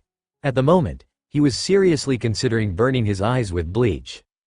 As the two men continued to shave each other, completely unaware of their audience, Naruto slowly closed the door, and then added a powerful seal that would keep the two locked inside for the rest of time. Let's pretend we didn't see that, he said at last. Kaneko, Rosweiss, and Gondol all nodded. Their journey continued onto the next basement level, which looked like a series of command centers, war rooms, and even a laboratory of some kind. The lab looked almost like a religious hall combined with a field hospital. There were beds and other items that a person might expect to see in a hospital. However, some of the beds had straps where people were tied down, so he assumed this was where they experimented on people. Nothing seemed out of place, and there wasn't any blood or whatnot to signify this was being used for nefarious purposes. But Naruto's skin crawled just looking at it. Does anyone else feel like we're being watched? Asked Kaneko. Now that you mention it, I have been feeling a strange sensation crawling up my spine since we came down here, Rosweiss said. HMPH. I think our query is close, Gondol muttered. Naruto didn't say anything as he extended his senses as far as he could. His 6 senses quickly expanded. The scent of antiseptics soon filled his nose, mixing with the natural scent of the 3 ladies with him. His hearing, meanwhile, picked up the sound of dripping water from a leaky faucet somewhere to his left, along with several sets of footsteps. 1, 2, 3, 4, 5, 6, 7. There were 7 sets of footsteps, but there were only 4 people. Everyone scatter! Naruto shouted. Putting words into actions, Naruto leapt forward before twisting his body around. He was just in time to see a magic circle light up on the ground where he had been standing before the entire thing went up in flames. An intense wave of heat washed over him as the flames screamed and churned like a living, breathing entity. The fire took on the shape of an 8-legged stallion before disappearing, leaving behind a blackened crater. That was Frigg's magic, Gondal announced. She, Kaneko, and Roswise had escaped safely and regrouped with Naruto. She is considered one of the greatest magicians among our gods. She has an affinity for magic, dealing primarily with flames and the moon. The moon? Naruto didn't know what that meant and asked for an explanation, but before Gondal could give one, 3 people landed on the ground. The one in the center was a beautiful woman with silvery blonde hair, a massive rack, and muscular arms and legs. She looked like a warrior woman or some kind of Amazonian queen. In her left hand was a scepter. On her left was another woman. This one didn't have the same bust size, but she carried a graceful and elegant beauty to her. Magnificent golden hair made it look like she was being haloed in light. Unlike the woman in the center, this one wielded a hammer in one hand and a battle axe in the other. Her toga was fairly revealing. She also had a pretty muscular body. The final figure was a man who only had one hand, wore chainmail and a chest plate, and carried a spear. His bright red hair made him look like his head was on fire. He had a full beard and brilliant green eyes that glowed with an otherworldly power. All 3 of these people had something in common, namely, that they were wearing black collars with seals around their necks and possessed vacant eyes. It looks like they really are under the control of the hero faction, Gondal murmured before stepping forward. Lady Frigg. Lady Sif. Lord Tyr. What are you 3 doing here? Do you recognize me?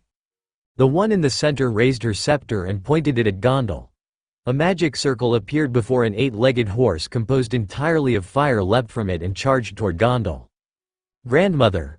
Roswise stepped up and raised her hands, creating a large magic circle that overlapped the one Gondal created at the same time.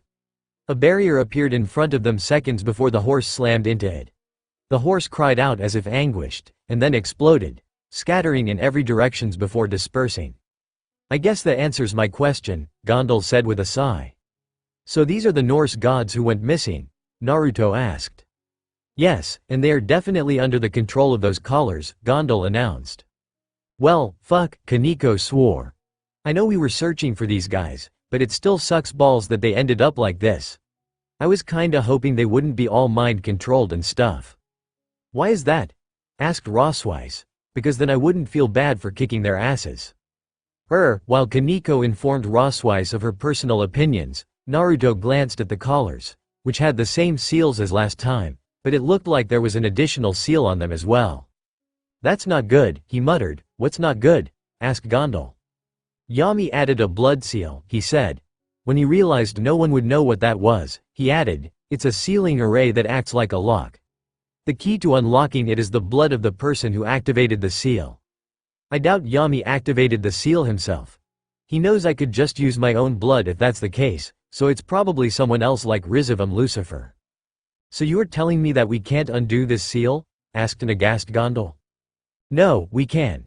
It is just going to take a lot more effort, Naruto admitted.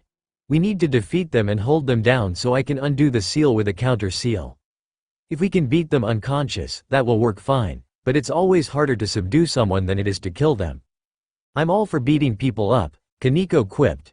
You're an awfully violent child, Gondal muttered, but Kaneko just gave her the peace sign. The 3 Norse gods had been observing them while they spoke. It looked like they were wary of actually starting a battle now that they had revealed themselves. How should we do this? Asked Roswise. Kaneko and I will take care of Tyr and Sif, Naruto said. We work well together from having trained so much as a team, so I think we can handle 2 of them at once. You 2 will deal with Frigg. Subdue her quickly. If me and Kaneko are still fighting, then help us out.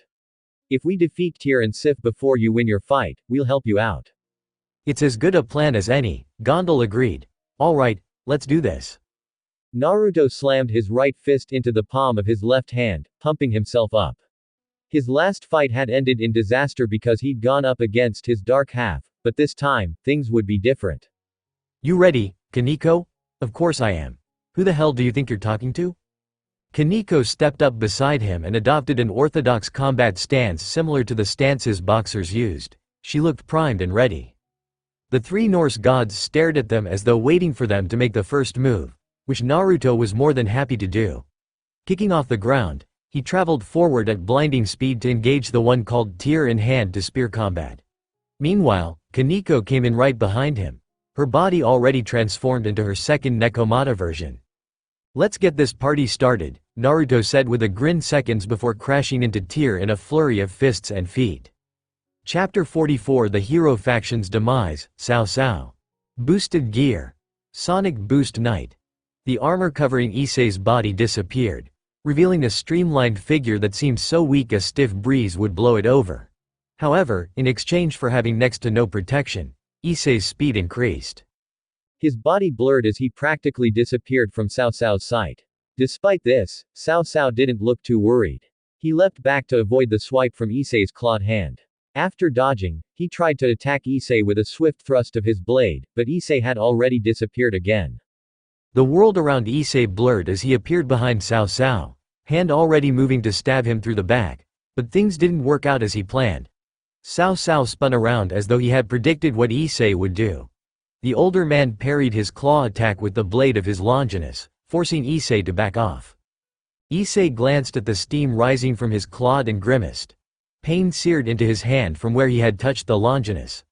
His current armor didn't have the ability to protect him against something as powerful as the true Longinus spear, which was said to have been used to stab Jesus Christ when he had been crucified.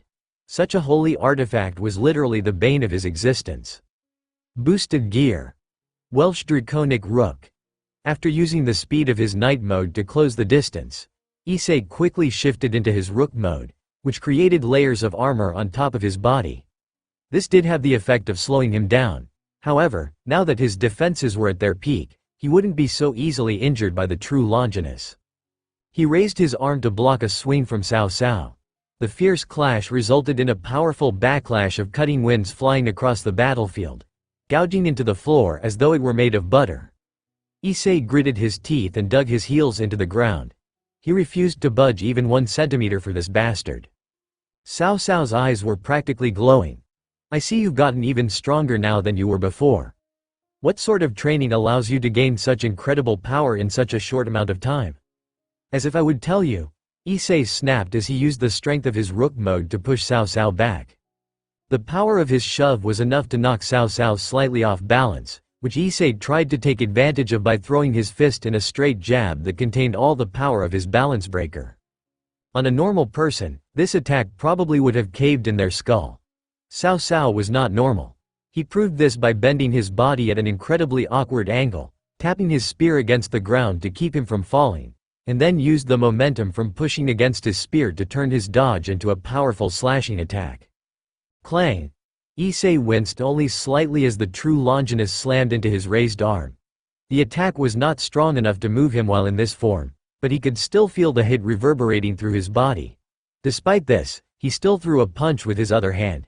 He hoped to deck Cao Cao right in his face. Of course, it could never be that easy. Cao Cao realized the danger he was in and leapt backward. While the power of Issei's punch had sent a gust of wind at him, all it did was cause his hair to blow in a breeze. Cao Cao had already gained enough distance that Issei's attack couldn't reach him so easily. Boosted Gear. Sonic Boost Night. Issei once again transformed into his night mode, but he took to the air instead of remaining on the ground this time. After ascending to the ceiling, he turned around, oriented himself toward Cao Cao, and shot forward at speeds that broke the sound barrier. His body turned into a brilliant streak of purple light as flames blasted from a set of exhaust ports on his back. Cao Cao had already experienced this once. He clearly had no desire to experience it again. He spun his spear and unleashed several incredibly power blasts holy energy, which Issei spun and barrel rolled to dodge. He felt kind of like Star Fox. In either event, he continued pushing forward, dodging Cao Cao's energy blasts as the air friction from his incredible speed caused fire to burst around his body.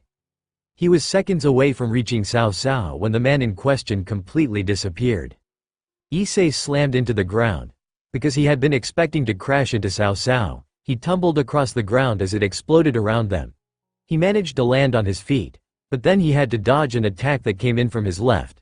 Turning, he found himself facing a warrior-like being that reminded him of Kiba's balance breaker, Glory Dragtrooper, which created an army of holy sword-wielding dragon knights. "The hell is this?" asked Issei. It's one of the abilities of my true Longinus's balance breaker, said Cao Cao, now standing several dozen meters away. My balance breaker is called Polar Knight Longinus Chakravartin. It creates 7 treasures, each of which has a different ability. They normally look like simple orbs, but I can use each one at will. The one I'm using against you right now is called Kahabate Ratana. Issei carefully eyed the warrior standing before him. He soon realized it wasn't just one warrior. There were 10 in total, and in the center of these 10 warrior-like creations was a small orb. That orb was probably the one of those 7 treasures that Cao Cao was talking about. If he destroyed it, the warriors would probably disappear. While the theory was sound, it wasn't like destroying these warriors would be so easy. They soon attacked in tandem. Issei was forced to use the superior speed of his night mode to avoid their attacks, but he knew this wouldn't work forever. If he really wanted to defeat Cao Cao, then he had to destroy these things first. Boosted gear. Welsh Draconic Rook. He changed into his Rook mode again and took a defensive stance. The warriors from the Kahabate Ratana attacked him with all their might, but he withstood their attacks, then launched several of his own. These warriors were indeed strong. However, even they were pulverized after coming into contact with his fists, enhanced by the power of promotion. Each warrior exploded. His plan was to attack the orb next, but before he could search for it again, the orb touched his body. What the? Issei suddenly felt his feet leaving the ground without his volition. His eyes widened as he flailed in the air to try and reach the ground again, but he couldn't seem to move, not even when he used his wings. That was when Cao Cao attacked him, shoving the true Longinus at Issei's face. Issei was fortunately still in his Rook mode. He raised his arms and blocked the attack, but because he didn't have any traction to ground himself with, he was sent flying through the air. Cao Cao, still on the ground, launched numerous beams of powerful light energy at him. Damn it. Boosted gear. Welsh Blaster Bishop. Issei had been hoping to avoid using the Blaster Bishop mode due to its destructive powers. He didn't want his friends accidentally getting caught up in one of his attacks, but it seemed he had no choice now. 2 massive cannons appeared on his shoulders as a glowing green gem broke through his chest plate. Energy gathered within the cannons before being released in small bursts, creating bolts of brilliant energy that crashed into the light beams from Cao Cao. A number of explosions went off. Each explosion shook Issei inside of his armor, but it wasn't so much that he received any damage. Taking aim again, Issei fired numerous powerful bolts at Cao Cao down on the ground. The man dodged his attacks with speed that was almost inhuman. It always shocked Issei to see how fast this man could move despite not being a supernatural creature like an angel, devil, or vampire. However, all of those attacks were just distractions. Boosted gear. Sonic Boost Night. Issei once again shifted into his night mode. Flames appeared behind his back as he pushed himself through the air, accelerating so quickly this time that even Cao Cao was surprised. It helped that he had used the light from the explosions to mask his approach. He slammed into Cao Cao so fast that the man didn't have time to dodge. His attack was a headbutt. Hark! Cao Cao flew backward and crashed into the ground, rolling several meters before scrambling back to his feet.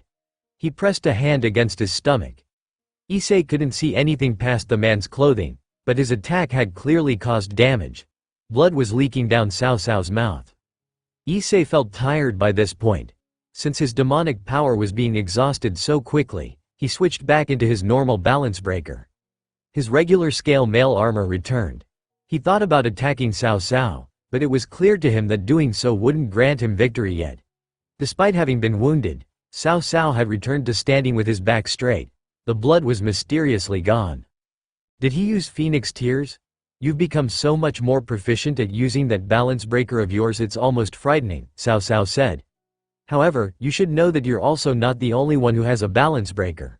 I still haven't revealed all of the treasures that my balance breaker has to offer. Issei remembered Cao Cao mentioning 7 treasures, so there must have been more abilities that he hadn't used yet. Even though he tried to prepare for anything, when an orb suddenly slammed into his back, and he found himself standing right next to Cao Cao, he was in no way prepared for it. Gritting his teeth hard, Issei was barely able to duck under Cao Cao's attack.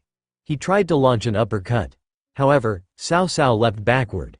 This didn't deter Issei, who fired off a quick but powerful dragon shot, but just before his attack hit, Another orb appeared before Cao Cao. It looked the same as the others. However, when his dragon shot slammed into it, the orb glowed brightly and the attack was suddenly redirected back toward him. What the tits? Issei leapt out of the way as his own dragon shot flew toward him. The attack struck the wall several dozen meters away and exploded. As the fierce winds buffeted his hair, Issei pointed at Cao Cao. What the hell was that? How did you reflect my own attack back at me? Can't you figure it out? Cao Cao shrugged. That's another one of my abilities, obviously. Mala Ratana grants me the ability to redirect any attack sent toward me to another target. You're awfully lucky. I could have chosen to send that attack at one of your friends, but I knew it would give you an opportunity to attack me in turn. Plus, you seem to grow stronger when your friends are injured. So that was another one of Cao Cao's abilities. So far Issei had seen 3, no 4. There was when Issei had been levitated, this new one to redirect attacks, the Kahabate Ratana, and that teleporting ability. That meant there were 3 more. Sadly, he didn't know what these last 3 abilities entailed, so he would just have to plan for anything. By the way, Cao Cao began with a smile. That isn't the only ability I have. Remember when you destroyed my eye? Well, I got it replaced with Medusa's eyes. You know Medusa, right? She was the daughter of Perseus and Ceto, a gorgon whose hair is nothing but a head of snakes. One of her abilities was to turn people into stone. Guess what that means? Issei realized what Cao Cao meant seconds after her spoke. He looked down at his left arm. The gauntlet covering his arm was gray and corroded, having turned into hard stone, though it looked like he was able to partially resist the effects. Now, let's begin round 2, Cao Cao said as he threw himself into a sprint that took him toward Issei.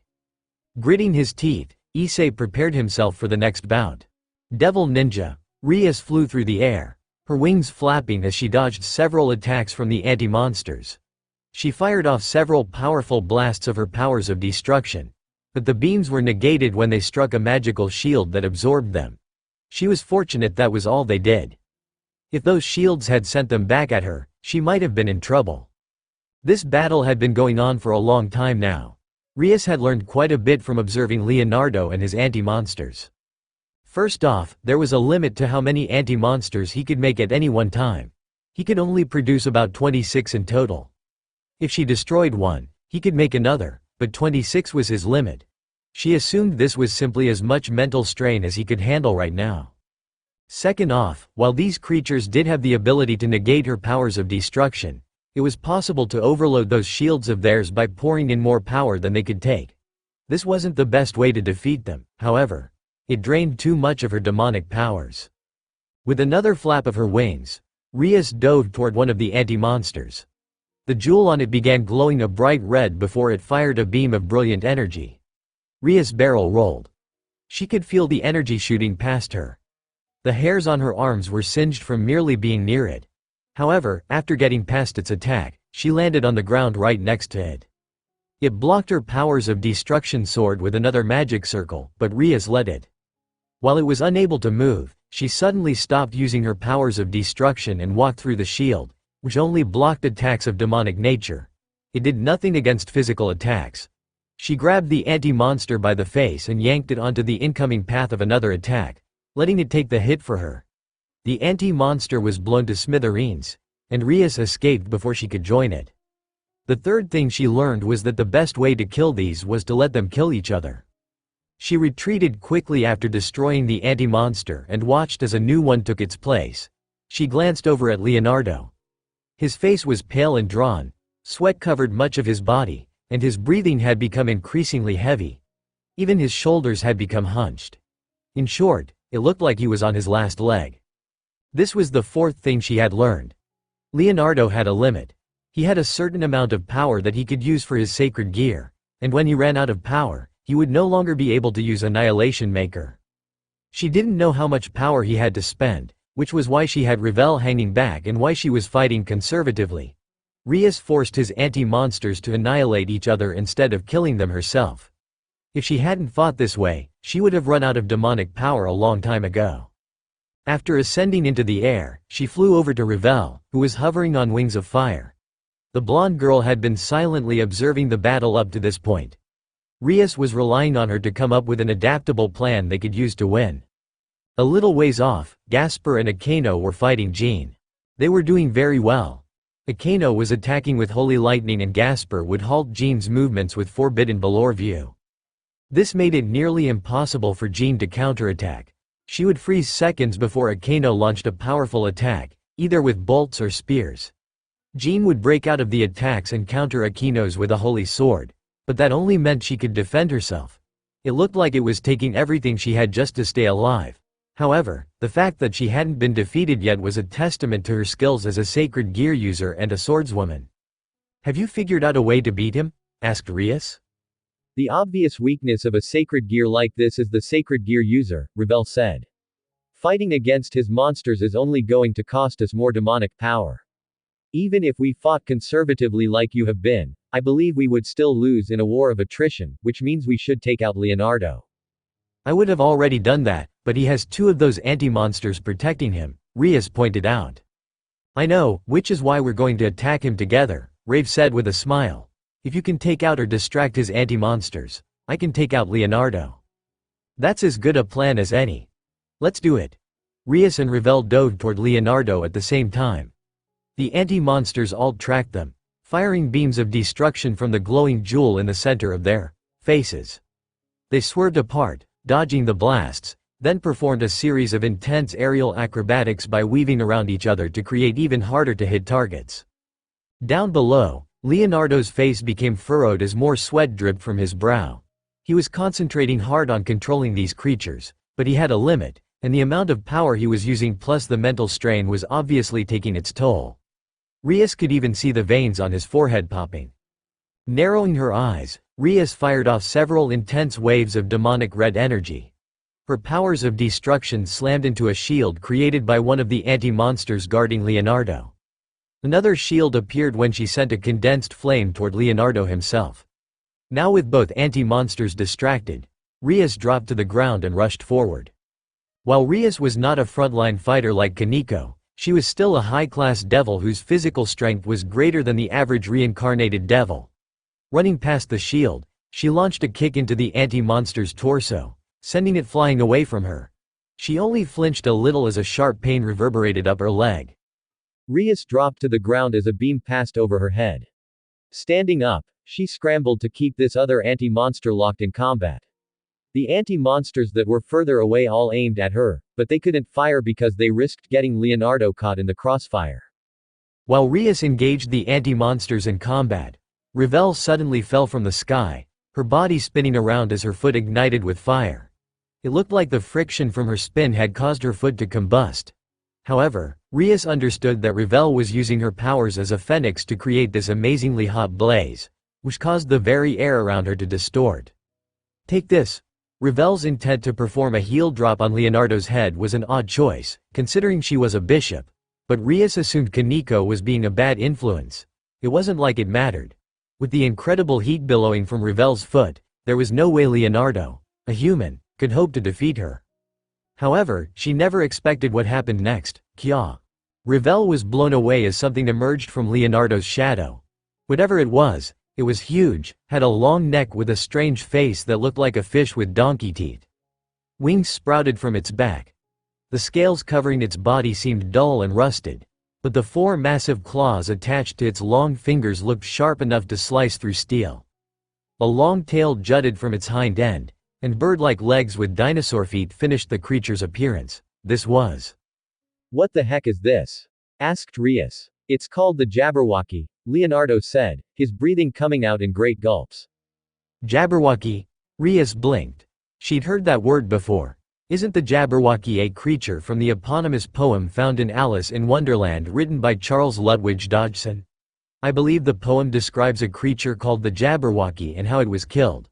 It's considered one of the greatest nonsense poems written in English. You certainly know your history, Leonardo grumbled. I did base this off the Jabberwocky from that poem. Of course, this is just my interpretation of it. That said, even if it is only my interpretation, it's a lot more powerful than you are. You know you're pretty lucky. This balance breaker is incomplete. I should have been able to create 12 Bandersnatches as well, but I can't do it with so little power. Rias clicked her tongue as she and Revel regrouped. The Jabberwocky released an odd sound that reminded her of a dying parrot. It was an unnatural sound, something that she would not expect to hear from this dragon-like creature. "I don't have a plan to deal with that," Revel told her. "I hope you do?" "There is something I can try, but it's not complete yet," Rias admitted, grimacing. "This spell I've been working on should have the power to defeat this Jabberwocky, I think, but I don't know if I can do it." "Well, we have nothing to lose, so you might as well give it a try," Revel said. "I'll play the decoy this time." After saying this, Revel shot forward on wings of fire and sent an unearthly hot blaze that seemed to ignite the very atmosphere. It struck the Jabberwocky in the face. This caused the creature to seem enraged, though Rias knew that was just in her mind. All the creatures created from Annihilation Maker were simply beings brought about and controlled by the will of its user. They didn't have emotions, at least, she didn't think they did. As the Jabberwocky tried to kill Revel, who kept it from attacking Rias by launching attacks at Leonardo and forcing it to block, Rias held her hands together and gathered her powers of destruction between them. A small red sphere appeared. Black energy swirled within the red sphere. It soon grew larger as she added more demonic power to it, but then it shrank as she willed it to compress. Sweat soon gathered on her forehead as she repeated this process. She added power, which caused the sphere to grow, and then compressed it, which caused the sphere to shrink. The more power she added, the harder it was to keep it from leaking out. Rias gritted her teeth as arcs of dark red energy burst from her hands like lightning. Red burns appeared on her skin. While she did her best to ignore the pain, the slow burning was making it harder for her to concentrate. Rias blinked as her vision grew fuzzy, a sign that she was running low on power. It looked like this was her limit. The sphere that she had compressed had now taken on the shape of an enormous orb that contained a mixture of crimson and black demonic power swirling around like a nebula. Dark miasma radiated outward from it, as though the power was so strong this sphere couldn't contain it all. "Why don't you try this on for size?"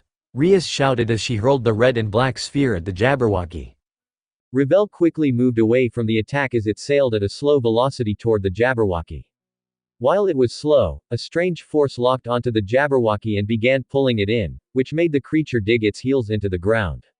Its long neck stretched taut as though someone was attempting to pull its head off. Before long, the ground underneath it was also being ripped apart. The Jabberwocky was soon lifted off its feet. Several chunks of the ground were pulled into the sphere, completely disintegrating. This sphere was annihilating everything that came close. The Jabberwocky was no exception. As it came closer, its body started to disintegrate. First its head, then its neck, and then finally its body. Even after the last bit of the Jabberwocky was annihilated, the sphere continued sucking up everything near it in until it finally ran out of power. Rias gasped as her body slowly descended to the ground. Her knees jarred as she lost all strength in her legs and pitched forward, but Revel was luckily there to catch her. "Are you okay?" asked the blonde. "Yes, I'm just tired." Rias smiled at Revel. "How's Leonardo?" "It looks like he's alive, but I think he's unconscious." Revel gestured toward Leonardo, lying on his face a few meters away. "My guess is that the backlash from your attack rendered him unconscious, or maybe he was struck by a stray brick." "Good. I don't think I could fight another round right now." Rias looked over at where Akano was tying up a thrashing Jean. The blonde woman was spewing expletives, but Akano didn't seem to mind. In fact, she looked like the woman's anger was making her horny. "It looks like they finished their fight. Let's tie up Leonardo, join forces with Akano and Gasper, and then help the others." "Yes." With Revel's help, Rias made her way to the unconscious Leonardo and began tying him up. They still had work to do after this. Devil Ninja, the destruction caused by Issei and Cao Cao had reached a climax. Explosions rocked the artificial space, creating flames and bursts of wind that knocked the two back every time they clashed. Dragon Blaster. The cannons on Issei's shoulders glowed with a bright light before an incredible power exploded forth, shooting at Cao Cao, who gritted his teeth and released a battle cry as he swung the True Longinus. True Longinus, an incredible blast of demonic energy, fought against each other. Cao Cao struggled as he slid backwards, the overwhelming might of the Dragon Blaster forcing his muscles to strain and the veins on his arms and neck to bulge. Issei was surprised Cao Cao didn't use Atsusa Ratana to teleport or Mala Ratana to reflected his attack, But he had learned there were limitations to how often this man could use his balance breaker's special abilities. The man had probably reached the limit of his powers a while ago and no longer had the strength needed to use them. It could also be that he was saving his abilities as a trump card. Either way, Cao Cao still managed to slice through Issei's Dragon Blaster. The massive attack split in half and struck the ground a couple hundred meters out. A brilliant and blinding light went up as a noise so loud it caused Issei's eardrums to burst echoed across the battlefield. When the light vanished, the area behind Cao Cao was gone, having been annihilated by Issei's attack. I still can't get over how powerful you've become, Cao Cao said as he impaled his spear into the ground and leaned against it, his shoulders heaving as sweat dripped from his forehead. You know, I really did believe that Valley was the only person I had to look out for, and then you came along. It really threw me for a loop. TCH, aren't you forgetting about Naruto-sensei? Asked Issei. I haven't forgotten about Naruto, but that freak is abnormal. Cao Cao scowled as though he had tasted something incredibly unpleasant. You at least have power that is within the boundaries of human comprehension. Naruto is like Ophis or Great Red, completely inexplicable. Of course, his power isn't what it once was, is it? You know about the other Naruto? If you mean Yami. Then I only found out recently. A conflicted expression crossed Cao Cao's face. I'm honestly not sure what to think. Knowing that one of the people responsible for the Chaos Brigade is the dark half of the man I fought in Kyoto doesn't make me feel very good, but I've already made my bed by this point, so I've no choice but to lie in it. Issei flexed his hands as he listened to Cao Cao talk. He had stopped fighting because he was honestly getting tired and needed to recover, but he was also certain Cao Cao was in the same boat. If things kept up as they were, then victory wouldn't be decided by superior skills or power, but by luck. Naruto-sensei had once told him that luck was an important factor in battle, something that many people underestimated. In a battle between two people who were about equal, the one who made a mistake first, the one who tripped up first, would be the loser. He and Cao Cao seemed about equal right now. Their battle had been going on for some time and neither of them had landed a decisive blow. This fight would probably also come down to who made the first mistake. These thoughts and more flitted through his head when the artificial world they were fighting in suddenly vanished, reverting back to the gray walls of the hero faction's main base. What the? Issei looked around. Looks like they found Georg, Cao Cao said with a grimace. I had been hoping we could fight a little more before it happened, but I guess everyone else has already lost. Really? Wait. Now that you mention it, Issei finally noticed that his and Cao Cao's battle was the only one still going on. All the other battles had stopped. Sona and her peerage had beaten Perseus and Marsilio unconscious, Siegfried was nowhere to be found, and both Jean and Leonardo were unconscious and tied up. All of them were being guarded by members of the Cetri and Gremory peerages. Meanwhile, Ria's Gremory was walking toward him and Cao Cao. Being dragged behind her was an unconscious Georg. It looks like this is the end of the battle for you, Cao Cao, Ria said. Surrender now. I'd hate to have to kill you and your group. It looks like I don't have much of a choice. Cao Cao dropped his true Longinus on the ground and raised his hands. I give up. With Cao Cao's surrender, the battle concluded quickly. Lefay Pendragon had discovered where Valley and his group were being kept and unsealed the prison for them. They ended up joining with Rias and the others. As Issei was tying up Cao Cao and confiscating his spear, Valley had walked up to him. I didn't expect to see you here, Hyodo, Valley smirked. The last thing I wanted was to rescue the guy who stalks me obsessively, Issei grumbled. That's a good one, Valley laughed as if Issei had just said a funny joke. Issei wished he could grumble some more. Since I owe for helping us out, I guess I can do you this one favor and not fight you right now. It looks like you've been in a tough battle already anyway. He glanced at Cao Cao, now bound by Vitra's line. I really wanted to fight this douchewad, but he ambushed me with those Norse gods. I was so surprised I got knocked out before I could escape. That's so, Issei honestly didn't really care about what Valley was telling him. He only listened because everyone else was busy. After Team Valley was rescued and the hero faction members were secured, Rias decided they should head topside and stop the battle happening outside of the base. Her belief was that everyone would stop fighting when they saw their leaders in custody. However, as they were going outside, Cao Cao began speaking with Rias. I heard Ophis has gone missing. Rias stopped walking, forcing everyone to stop with her. They were on the 4th basement floor right now, in the stairwell. No one knew where Naruto and the others were, whether they were still fighting the Norse gods or had completed their goal and were waiting for everyone outside, but that hardly mattered. Rias turned to Cao Cao with a hard look in her eyes. You know something, I take it? She asked. Of course I do. Cao Cao gave Rias an infuriating smirk. She's currently receiving the hospitality of Rizvam Lucifer Valley's grandpa. He's planning to use Samael to absorb all of Ophus's power and give it to that little doll he created. Of course, Rizvam also wants Valley and Issei to try and rescue her so he can inject them with Samael's poison. But I thought Samael was supposed to be sealed away in the deepest part of the underworld, Rias defended. He should be in Cocytus. Hades summoned him from the underworld and temporarily gave it to Rizvam as a symbol of their alliance. Cao Cao shrugged. Originally, Hades was going to give Samael to me, but Rizvam intervened and somehow convinced Hades to give him Samael instead. What is a Samael? Asked Issei. Samael is a dragon, fallen angel hybrid being known as the Dragon Eater, Irina answered, her brow furrowed in worry. According to scripture, Samael was the perpetrator that influenced Adam and Eve, the first humans, into eating the fruit of knowledge. As a result, he was cursed by God. This event is actually what caused God to hate dragons and snakes so much. Anyway, after being cursed, he was sealed in Cocytus and never released again, well, until now, I guess. Because of Samael's incredible hatred for dragons, he has a powerful curse that is extremely deadly to both dragons and dragon possessors alike. Zenobia added. I hear it can also affect snakes and snake-related beings. This was all new information to Issei and a few of the others, but Rias seemed to know about Samael and his incredible abilities. She didn't look surprised. Neither did Ravel. He supposed as pureblood devils, they probably knew more about Samael and his curse than anyone else there. While Samael's curse is strong, it's not a guarantee that he can absorb Ophus's power, Rias said. No, he can, Cao Cao corrected her. We already have evidence that Samael can absorb Ophus's power. We wouldn't have asked Hades to undo the seal and give Samael to us if we weren't 100% positive that it would work.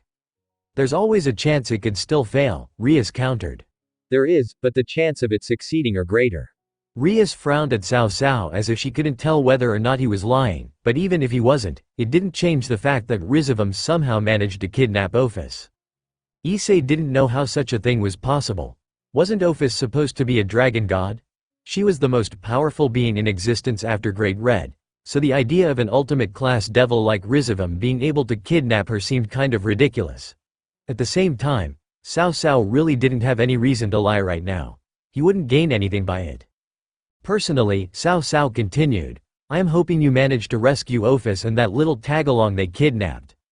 My hero faction has been used as sacrificial pawns by those bastards. You guys are devils and my enemy, but so are they. Then you are hoping we manage to mutually destroy each other? Asked Rias. Something like that, Cao Cao admitted. Issei felt his hands clench at what this guy admitted, but he knew decking the douche nozzle in the face wouldn't do him any good. Cao Cao would probably take his anger as a personal victory. If Ophus really has been kidnapped, then we need to do everything in our power to save her, Valley said, sounding oddly compassionate. Issei wondered what that was about. That goes without saying, Rias informed him. Ophus has been a guest at our house for a long time now. She is also one of Naruto's girlfriends. I'm not about to let some greedy bastard like Rizvam steal her powers. She turned to Cao Cao. You mentioned something about a tagalong. What did you mean? They kidnapped a little fox girl alongside Ophus, Cao Cao answered. He must be talking about Kuno, Ravel said. She went missing at the same time as Ophus. It makes sense that they were both kidnapped. If Rizvam has been keeping Kuno prisoner, then she's likely being used as a leash to stop Ophus from outright destroying him. That's all the more reason we go and rescue them, Rias said. Let's keep moving. It looks like we won't be able to rest after this operation, after all. With Cao Cao, Georg, Jean, Leonardo, Perseus, and Marsilio in the middle and tied up, the group continued marching up the stairs. In the quiet atmosphere, Issei wondered if Naruto-sensei and his companions managed to defeat the Norse gods. Devil Ninja, Naruto thrust a palm at Tear's face, but the man was quite adept at combat. He twisted his torso and bent his body at an angle, allowing the palm to pass by his head, then spun around on the balls of his feet and launched a reverse heel kick. While Naruto was able to bring up his arm in time to block, the strike reverberated through his entire body. It was a good hit. A solid hit that would have shaken even a high-class devil. I guess you really are a god, Naruto muttered. He wasn't able to say anything more as Tear thrust the spear in his hand at Naruto's chest, but Naruto slapped the weapon away with the open palm of his right hand, stepped forward, and tried to return the favor with a Rasengan to the chest. It was too bad Tear was so blasted quick on his feet. Not only did he move back in time to avoid his attack, but he created a magic shield that blocked the attack from hitting him.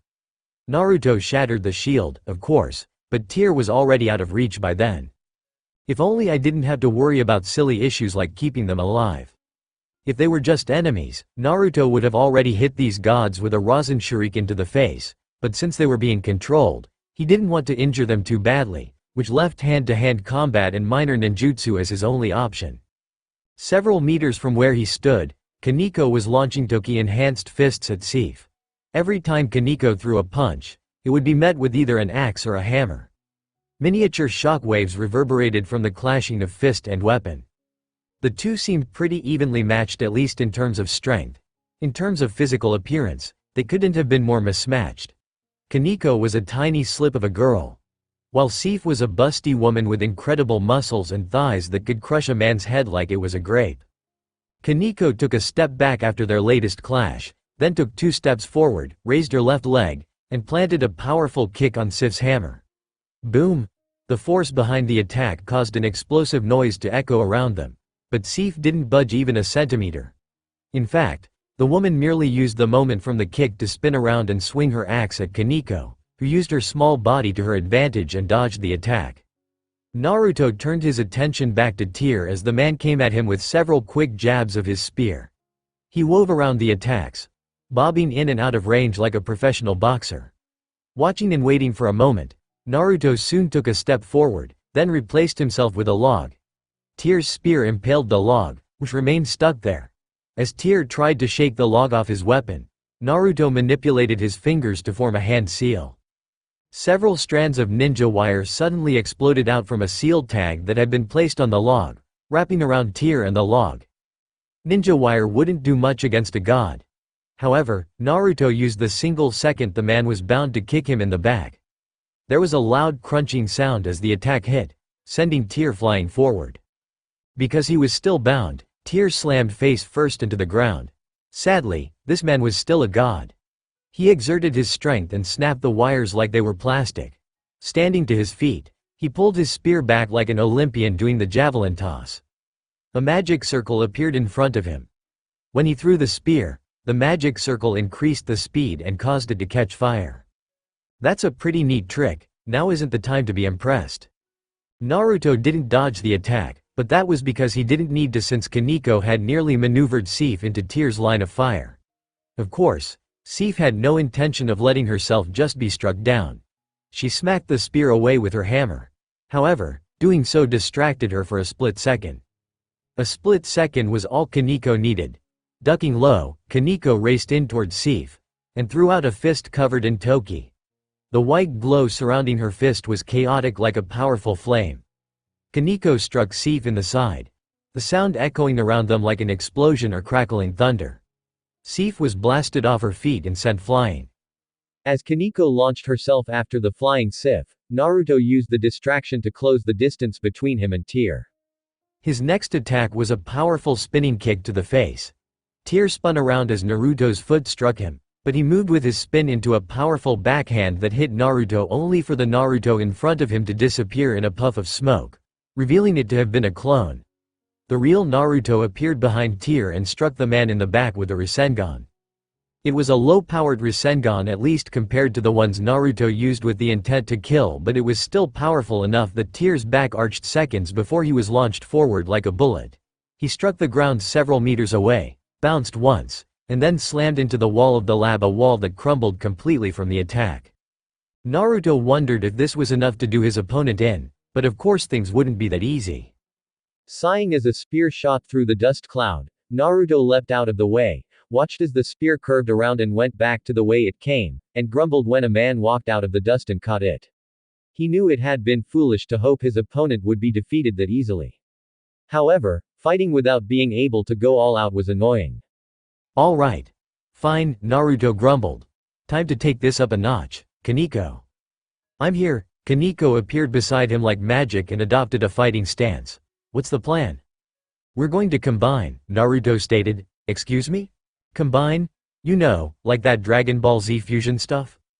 What the fuck have you been smoking? We can't do that. We'll never know unless we try. As the two bantered, Tyr and Sif rejoined each other and stared at the pair without blinking. Even though they were being controlled, it seemed they still had some sense of tactics, or they would have attacked without hesitation. The two eventually appeared to grow impatient by Naruto and Kaneko's lack of action, so they launched themselves forward and attacked while the two seemed distracted. It was a trap, of course. However, it only became obvious after Naruto and Kaneko dodged Sif's attack and went after Tyr. Double lariat, Naruto used Shunshin to get behind Tyr, then he and Kaneko raised their right arms, wrapped them around Tyr's chest and neck before swinging both legs forward and using the momentum to pull their opponent down. A successive boom resounded around them as the attack struck. It didn't decapitate their opponent like Kurabi's and his Raiden Daburu Rariato, but Naruto and Kaneko were using a highly powered down version of that attack. Tyr was sent flying several meters into the air. He landed on his back with a harsh crack, his arms and legs twisted at an unusual angle. His eyes were open, but they were glazed over and staring at nothing. As they took care of Tyr, Sif spun around and slammed her hammer into the ground, which exploded and sent dozens of rock fragments flying at the two. They avoided the fragments by splitting up. When they did, Sif chose to follow after Kaneko, attacking her with a fierce double team from her axe and hammer. Yet no matter how fierce and swift her attacks were, Kaneko was rock steady as she defended against each other. A blow to the head was blocked with an arm. An attack to the chest was parried with a well-placed strike to the flat of the axe's blade. Furthermore, as she redirected the axe toward the floor, Kaneko leapt over the woman and launched a kick to the back of Sif's head. This caused her opponent to stumble forward. Right into Naruto's fist. Sif's head snapped back as Naruto punched her in the face. As she stumbled back, Naruto grabbed her by the toga, pulled her forward, and then headbutted her hard enough that a loud cracking sound echoed around them.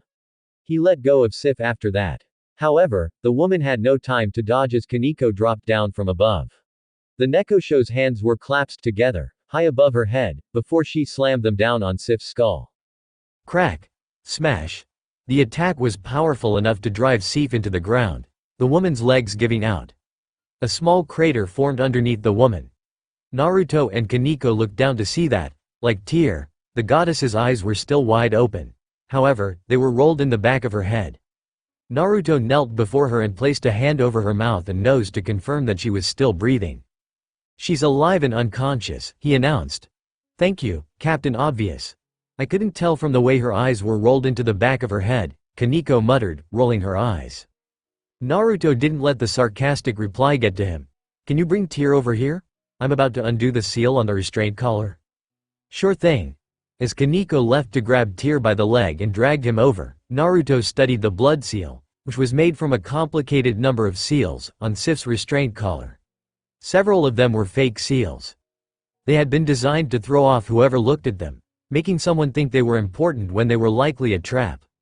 Naruto imagined that Sif would probably die if he tried undoing those seals. Getting some ink and a calligraphy brush out of a storage scroll, Naruto began carefully drawing the counter seal on a sheet of parchment. Each masterful stroke of his brush created the necessary kanji in the shape of a circle. There were about 120 kanji in total that he needed to use, and then linked together with some squiggles. The squiggles weren't that important. The kanji was what mattered. When he was done, he placed the scroll underneath Sif. He took a second to go over the seals in his mind. When he was ready, he slowly went through the necessary hand seals, causing his fingers to glow a light blue. Fuin, Kanshuru, sealing art, counter seal. The seals on the scroll glowed a light blue as Naruto placed his hands on it. Then the seals on the collar also began glowing blue. The fake seals soon disappeared as if they were illusions, then the real sealing array was slowly sucked into the scroll. The seals used in the restraint collar found themselves sealed up inside of the circle, which was an imprisonment seal combined with a seal similar to his godfather's Fuka Hoin. As he finished, Kaneko dropped the still unconscious Tear next to him, and Naruto removed the restraint collar from him as well. I see you've already finished saving Lord Tear and Lady Sif, Gondal said as she and Roswise walked up to him. She was carrying an unconscious Frigg in her arms. Unlike Kaneko, who had basically dropped Tear like a sack of bricks, she gently set the woman down. Can I ask you to remove the restraint collar from Lady Frigg as well?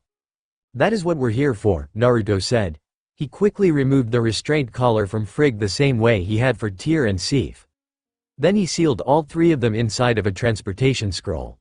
It normally wasn't a good idea to seal people in scrolls, but they were unconscious, so he figured they'd be okay. All right. Let's meet up with Rias and the others. I'm sure they are finished rescuing Team Valley by now, Naruto said. No one had anything to say against his plan, so they all quickly vacated the lab and began making their way toward the stairs. Devil Ninja, everyone met up again outside of the base. Thanks to Cao Cao and the others being present, albeit tied up, they were able to release the barrier that had been set up around the base. It was apparently keyed into a device that Cao Cao had on hand. Once the barrier dropped, all of them people who had been fighting ceased. Rias had made a statement to the members of the hero faction, about how Cao Cao and the other leaders had lost and were now their prisoners, and that if they continued fighting, she wouldn't hesitate to kill their leaders. It was a bluff. Naruto knew Rias wouldn't kill someone who had already surrendered, but a lot of people in the hero faction had been brainwashed to think devils were inherently evil. They surrendered immediately after her announcement. However, the situation was far from over. The group returned home with Team Valley in tow. No one was quite sure what to do with them yet, but Valley himself said that he was going to be staying with them for the interminable future. At the very least, Naruto thought they should be present because of what their next goal was going to be. Azazel, Searzex, Metatron, and Michael did not return home with Naruto and the others. They still had to sort out what they should do with Cao Cao and his group. Rias had decided it was okay to leave the matter of what to do with the hero faction up to the three faction alliance leaders. Naruto agreed. Their job was already done, so there was no need to do more. It was late at night, the group had finished eating a dinner. It was more like a feast because there had been so many people present and the entire group, including the Sea Tree Peerage and Team Valley, had joined everyone on the couch for some late-night television. Of course, this had led to an argument erupting between Rias and Sona. I'm sorry, but I think I must have heard you wrong, Rias said with a bright smile. Oh, no, you didn't hear anything incorrectly. Sona pushed her glasses up the bridge of her nose. I believe my statement was perfectly clear. We are not watching Discovery Japan. Discovery Japan is a lot more educational than your silly Japanese cartoons. They aren't cartoons. Rias and Sona were glaring daggers at each other, to the point where it looked like sparks might start flying if something wasn't done soon. Standing with her hands on her hips, Rias had thrust out her superlative breasticles, which bounced like a pair of beach balls as they were barely constrained by the confines of her shirt. On the other hand, Sona was quite flat. She didn't have much in the way of a chest. However, her imposing demeanor and those glasses lent her a foreboding and intimidating air that Rias simply lacked. Everyone could feel the tension in the air, but no one was sure how to quell that tension. They also didn't want to get involved. Who knew what would happen if they intervened? HMPH, it seems we cannot resolve this through simple words alone, Sona proclaimed. Oh, yes we can. This is my house, so it's my rules, Rias argued. Actually, this is my house, Naruto mumbled. Not that anyone is going to listen to me. I'm listening to you, Lord Naruto. I'm listening, Naruto-sama. Revel and Lefei spoke at the same time, then turned to look at each other. They warily regarded the other person. It was like they expected their fellow blonde to attack them. During the course of their staring contest, Lefei suddenly made the mistake of looking at Revel's chest. The moment she saw those pneumatic knockers, she reared back as though she'd been struck, then curled up into a ball. How are they so big? She mumbled. What? What's big? Asked a confused Revel. She means your tits, fried chicken, Kaneko mumbled, staring enviously at the large breasts Revel was sporting.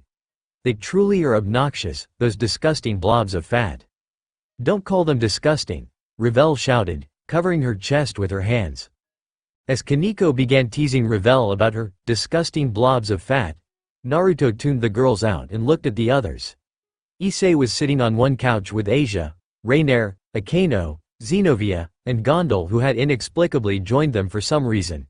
Kaneko, Revel, Lefei, Roswise, and Irina were sitting on Naruto's couch. He wouldn't say it was uncomfortable.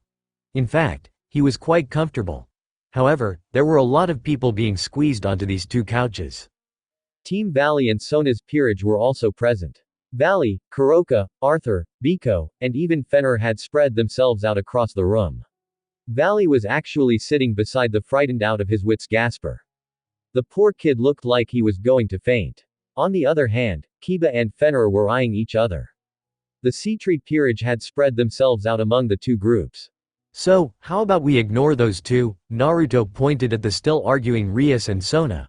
And choose something to watch ourselves? I want to watch the church channel, Irina voted. Oh, that sounds like it would be lovely, said Asia. I agree, Xenovia added, clenching her hands into fists. Even though I have become estranged from the church, and even though I am no longer human, I would still like to worship God. The rest of us would like to not have a headache, thank you. Kaneko stopped arguing with Revel long enough to reply. I want to watch MMA, Valley said. If we have to watch something, we should watch some good old-fashioned violence. Lame, Issei replied. If we're going to watch a TV series, then it should be something cool like Dragon Fighters the X. HMPH, we should just watch porn, Rainier snorted. Era. Akano placed her hands on her cheeks. For once, I think the disgusting fallen angel has a good idea. Don't call me disgusting when you're a fallen angel too. Naruto's words sparked another debate among everyone present, which soon devolved into a massive pillow fight. He wasn't sure who threw the first pillow. It might have been one of them, but it could have also been Rias or Sona. No one knew. What he did know was that the entire living room soon became a massive war zone. Since it looked like no one was going to watch anything and just fight, Naruto used that moment to slip outside all ninja-like, heading down a short hallway before stepping onto the walkway between two gardens. This walkway could second as a porch. Naruto sat down with his legs hanging over the edge, feet firmly planted on the grass, and looked up at the stars. Finally, like this, his mind was able to settle, and it settled on one thought. Kuno and Ophis had been kidnapped. He knew the others were aware of this since Cao Cao had told them, but unlike the rest of his friends, he could not pretend everything was okay. Ophis was powerful. She was hailed as one of the strongest beings in existence, and even Kurama said a fight between them would come down to luck. However, Kuno was just a little girl. She was only 12 years old, and now she was in the hands of a sadistic freak like Rizavam. Ophis was probably okay. They couldn't do anything to her. Kuno was not the same, though. Even if Rizavam didn't harm her, the mental damage and stress she must have been going through was bad enough. He wanted to rescue them right now. There you are, a voice said to his left. Naruto turned to look at Lefei as she walked up and sat down beside him. Because of how elevated the walkway was, her feet did not quite reach the ground. Her cute little toes scraped against the grass as she swung her feet back and forth. She placed her hands on her lap as she stared at him. Did you need something? Asked Naruto. Not really. Well, sort of. Lefei gave him an uncertain smile as a small blush spread across her pale cheeks. I mostly came out here because I was worried when I noticed you slipping away. I wanted to make sure you were okay. Naruto felt the tension in his shoulders ease at her words. I'm fine. I'm just worried about Ophis and Kuno. I thought so. You're a really caring guy. You even helped rescue my brother and Valley. I just did what anyone else would have done. Naruto shrugged her words off. He was too embarrassed to take them to heart. Anyway, there was something else, wasn't there? I have a feeling you didn't just come looking for me because of that. Well, you're not wrong. It's just hard to say. It's okay. I don't mind waiting. Thank you. A gentle silence grew between the two. Naruto found himself admiring Lefei. They hadn't gotten to see much of each other after he left the base where Team Valley had been staying, so this was his first chance to really see her. Lefei's blonde hair looked faintly luminescent. Bathed in the gentle glow of the moon, her pearly white skin possessed an effervescent sheen that made her seem somewhat ethereal. She was still wearing her witch clothing, which covered her body, but Naruto knew that she had a very cute figure. With her witch's hat not sitting on her head like normal, her cute features were clear for him to admire. See, can you please not stare at me like that? It's embarrassing, Lefei suddenly said. Sorry. Naruto grinned and scratched the back of his head. I was just stunned by how cute you are. See, cute, he says. Lefei released an oddly elegant sigh, then leaned back on her hands. She paused for a moment, then changed the subject. I'm not sure if you're aware of how magic works in this world. Demonic power requires the power of imagination and the power to create. If you can imagine it, you can make it. However, I am a magician. A human who uses magic, which involves the knowledge to control equations by making calculations within my head. There is a distinct limitation to magic that devils do not have. Naruto actually didn't know much about magic. It sounded a lot more complicated than demonic spells and ninjutsu. Seriously. All he had to do was make some hand seals and his jutsu somehow worked. Sometimes he didn't even need hand seals, like when he made a Rasengan. Anway, Lefei coughed into her hand. I wanted to ask if you'd be willing to form a pact with me? A pact? Naruto tilted his head. What's that? It's when a magician makes a pact with a devil. Lefei bit her lip for a second before nodding several times and beginning an explanation. There are a lot of reasons for a magician to make a pact with a devil. The first and most obvious is for protection. If the magician ever finds herself in trouble, then having a powerful devil behind their back will allow them to have the upper hand over their opponent. We also make pacts to attain information and knowledge of devil techniques and magic. Of course, another great reason is for status. Great fortune and success are granted to magicians who make a pact with a powerful devil. Oh, that makes a lot of sense. Naruto nodded. Right. So, Lefei seemed unable to ask the question that was burning in her heart, so Naruto decided to answer before she could ask it. Of course I'll make a pact with you. Naruto gave her the foxiest of foxy grins. Why wouldn't I make a pact with such a cute girl? There you go, calling me cute again. I only call you that because it's true. Lefei reached up and twirled her hair between her fingers. Do you really think I'm cute? Obviously, I'm pretty sure I've said it multiple times. Tee. I guess you did. After she got Naruto to agree to form a pact with her, Lefei relaxed and went back to being her normal, bubbly self. Naruto, on the other hand, though appearing relaxed and smiling as he spoke with Lefei, still felt an obnoxious squirming in his gut. He had a terrible feeling that he wouldn't be sleeping well that night. Devil Ninja. Everyone slept in until later in the afternoon. The battle against the hero faction and Norse gods had taken its toll on everyone.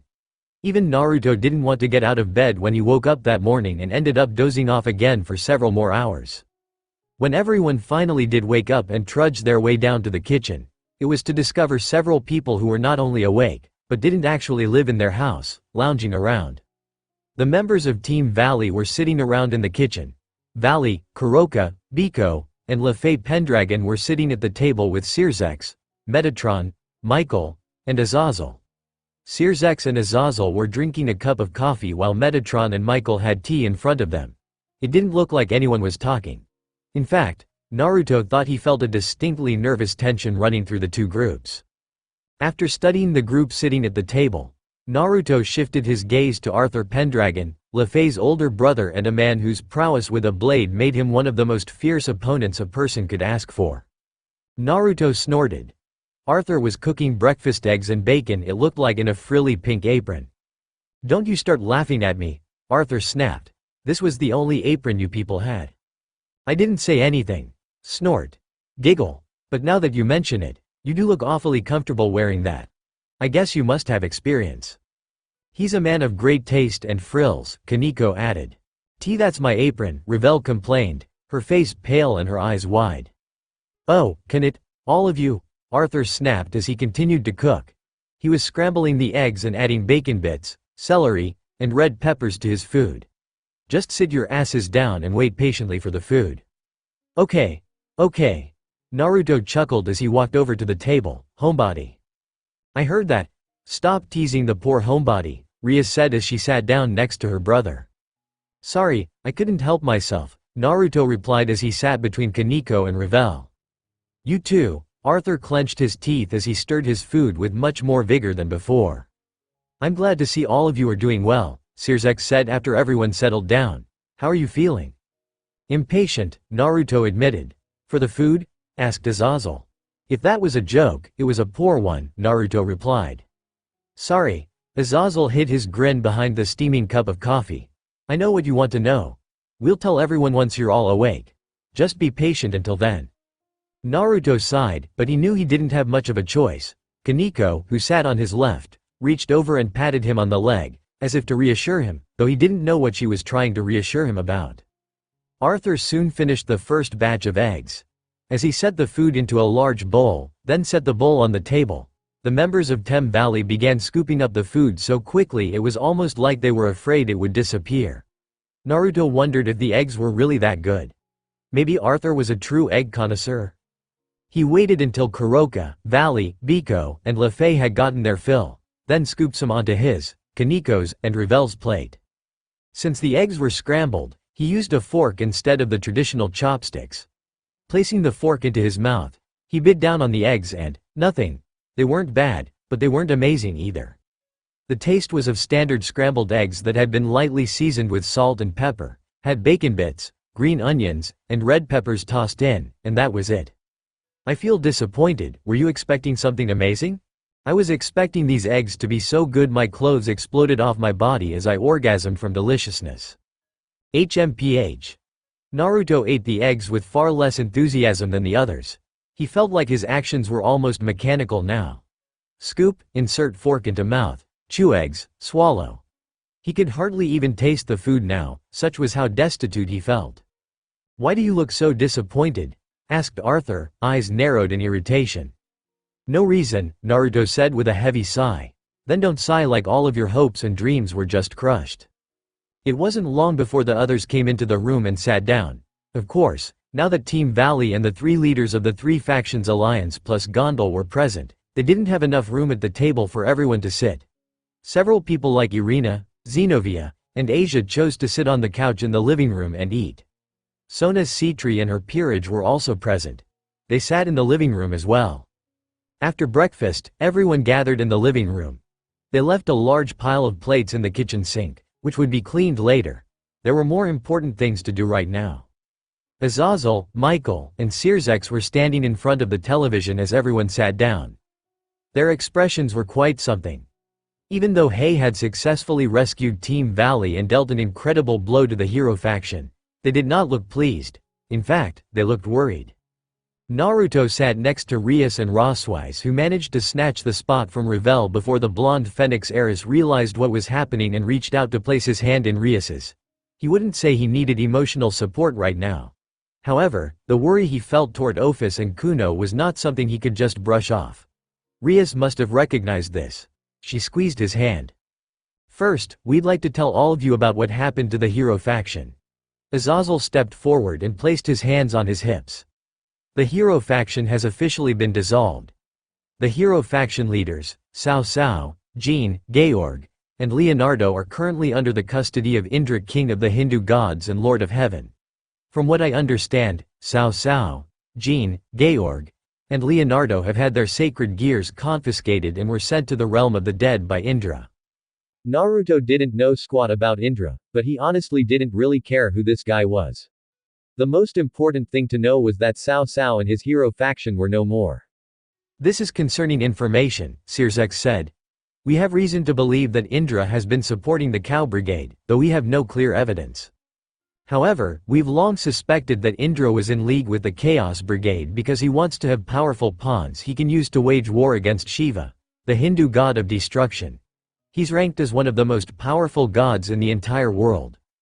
Indra doesn't come even close to comparing with him, which is why he would need powerful pawns to weaken Shiva. Sirzex paused to let this information sink in. Naruto looked at the others. Everyone seemed fairly concerned, but to Naruto, who really didn't care about these other gods or what happened to the Chaos Brigade, he just wished they would move on and get to the main point. He wanted to know what they planned on doing about Ophis and Kuno.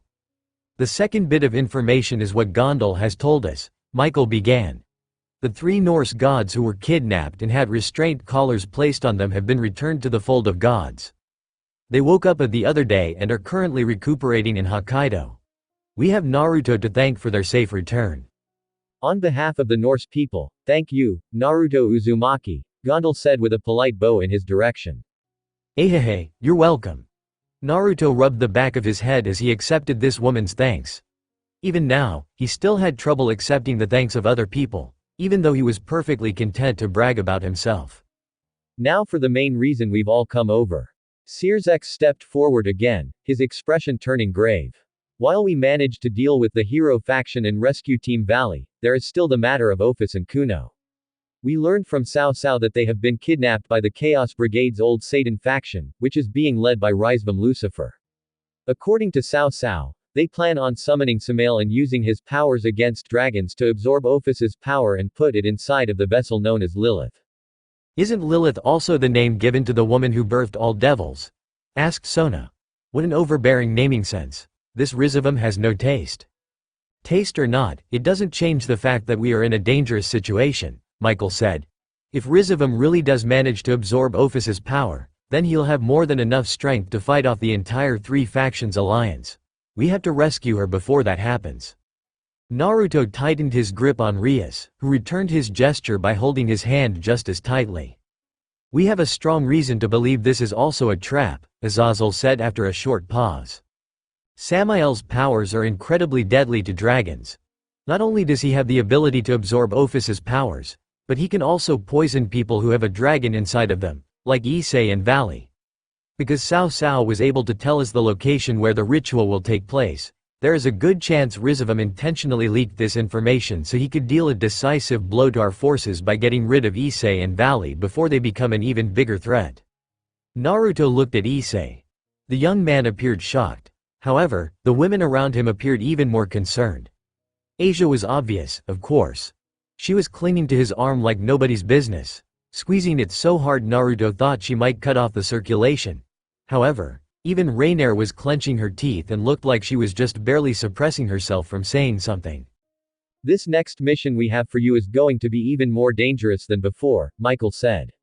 What's more, we won't be able to provide aid this time. The magician faction of the Chaos Brigade, known as Nilram, is attacking the yokai faction in Kyoto. They are overwhelmed and have requested aid. We cannot afford to ignore them, especially since it looks like several evil dragons have been summoned to wipe them out. You guys will have to go to the location where the ritual is going to take place and rescue Office and Kuno on your own, Azazel said. It's going to be dangerous. Are you guys up to the task? Azazel, don't ask stupid questions, Naruto said. Office and Kuno are my friends. There's no way in hell I'm going to let them remain in that psyche's hands any longer. Just tell us where the ritual is taking place. Naruto understood that he was being somewhat abrasive. Of course, abrasiveness was part of his charm. It was almost like his character trait. Anyway, regardless of how anyone took his attitude right now, Naruto didn't care. Two of his friends were in danger, and he'd be damned if he let them remain in danger for any longer. Do all of you feel the same way? Asked Azazel. I'm surprised you had to ask, Valley said with a smirk. Team Valley was already planning to rescue Office, regardless of whether you helped us or not. The others quickly gave their affirmatives, stating that they were prepared to rescue Office no matter the cost. Azazel chuckled a little. All right then. Since you all seem so determined, we'll leave rescuing Office to you. Azazel paused. The location where the ritual to summon Samael is going to take place is Devil Ninja. Naruto wondered if there was a trope that stated all important conversations had to happen naked and in the bath. He was in the bath and naked, with an equally naked Rias, Kaneko, Revel, and Roswise. Naruto had asked Irina if she wanted to join them, but she had merely smiled and told him she didn't think it was a good idea yet. The fact that she said, yet, at the end made him hopeful for the future. Are you sure this mission is a good idea? Rias asked Naruto. I don't want to bring up the fact that this is a trap again, but I'm really worried this task might be a bit more than we can handle. It doesn't really matter if it's a good idea or not, does it? Naruto asked in return. Office might be fine if she was by herself, but Kuno was also kidnapped. Rizvam has effectively blocked her from being able to escape, and I don't think I need to tell you why we can't leave Kuno in his tender care. No, you don't. While Naruto, Rias, and Roswise were sitting in the bath, Kaneko and Revel were splashing around in the deeper area. It looked like they were having a water fight. Naruto admired their bare breasts. It was such a contrast. Kaneko with her flat chest and Ravel with her jiggly jugs. We're going up against the old Satan faction, right? Rossweiss shivered a little despite being in the hot water. That means we're going to have to fight Euclid and Rizivim. Both of them are very powerful on their own, but on top of their own formidable might. Euclid can summon Grendel to fight for him. I actually believe I can take on Euclid, Rias said with furrowed brows. The problem we're going to have is Grendel and Rizivim. I don't know how we're going to deal with that, especially since we won't have help from my brother like this last mission. And I won't be able to fight Rizivim at all. Naruto sighed and looked at the ceiling. Steam wafted through the air, blocking his vision a little. He took in a deep breath, inhaling the warm scent of the water and women beside him. I bet Yami is going to be with them. He wants to absorb the rest of my chakra so he can take my place. I'm not really looking forward to fighting him. Yami was currently stronger than he was, which meant a battle with him was not advisable unless Naruto had an ace up his sleeve. Currently, the only ace he had was Kurama. However, while Kurama was indeed way more powerful than Yami, there was a limit to how much power they could bring out unless they used the reverse summoning technique, which they could only use if someone was able to stall Yami long enough for him and Kurama to create the necessary hand seals. Sadly, no one else was strong enough to hold Yami off. In short, they couldn't use it. Kaneko paddled over to them with Ravel and promptly sat herself on Naruto's lap. Naruto flinched, but it wasn't because he didn't like having the girl on his lap. Her naked butt was rubbing against his erection.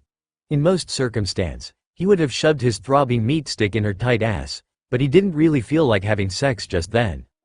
He was gonna give him blue balls. I think I have an idea about that, Kaneko said.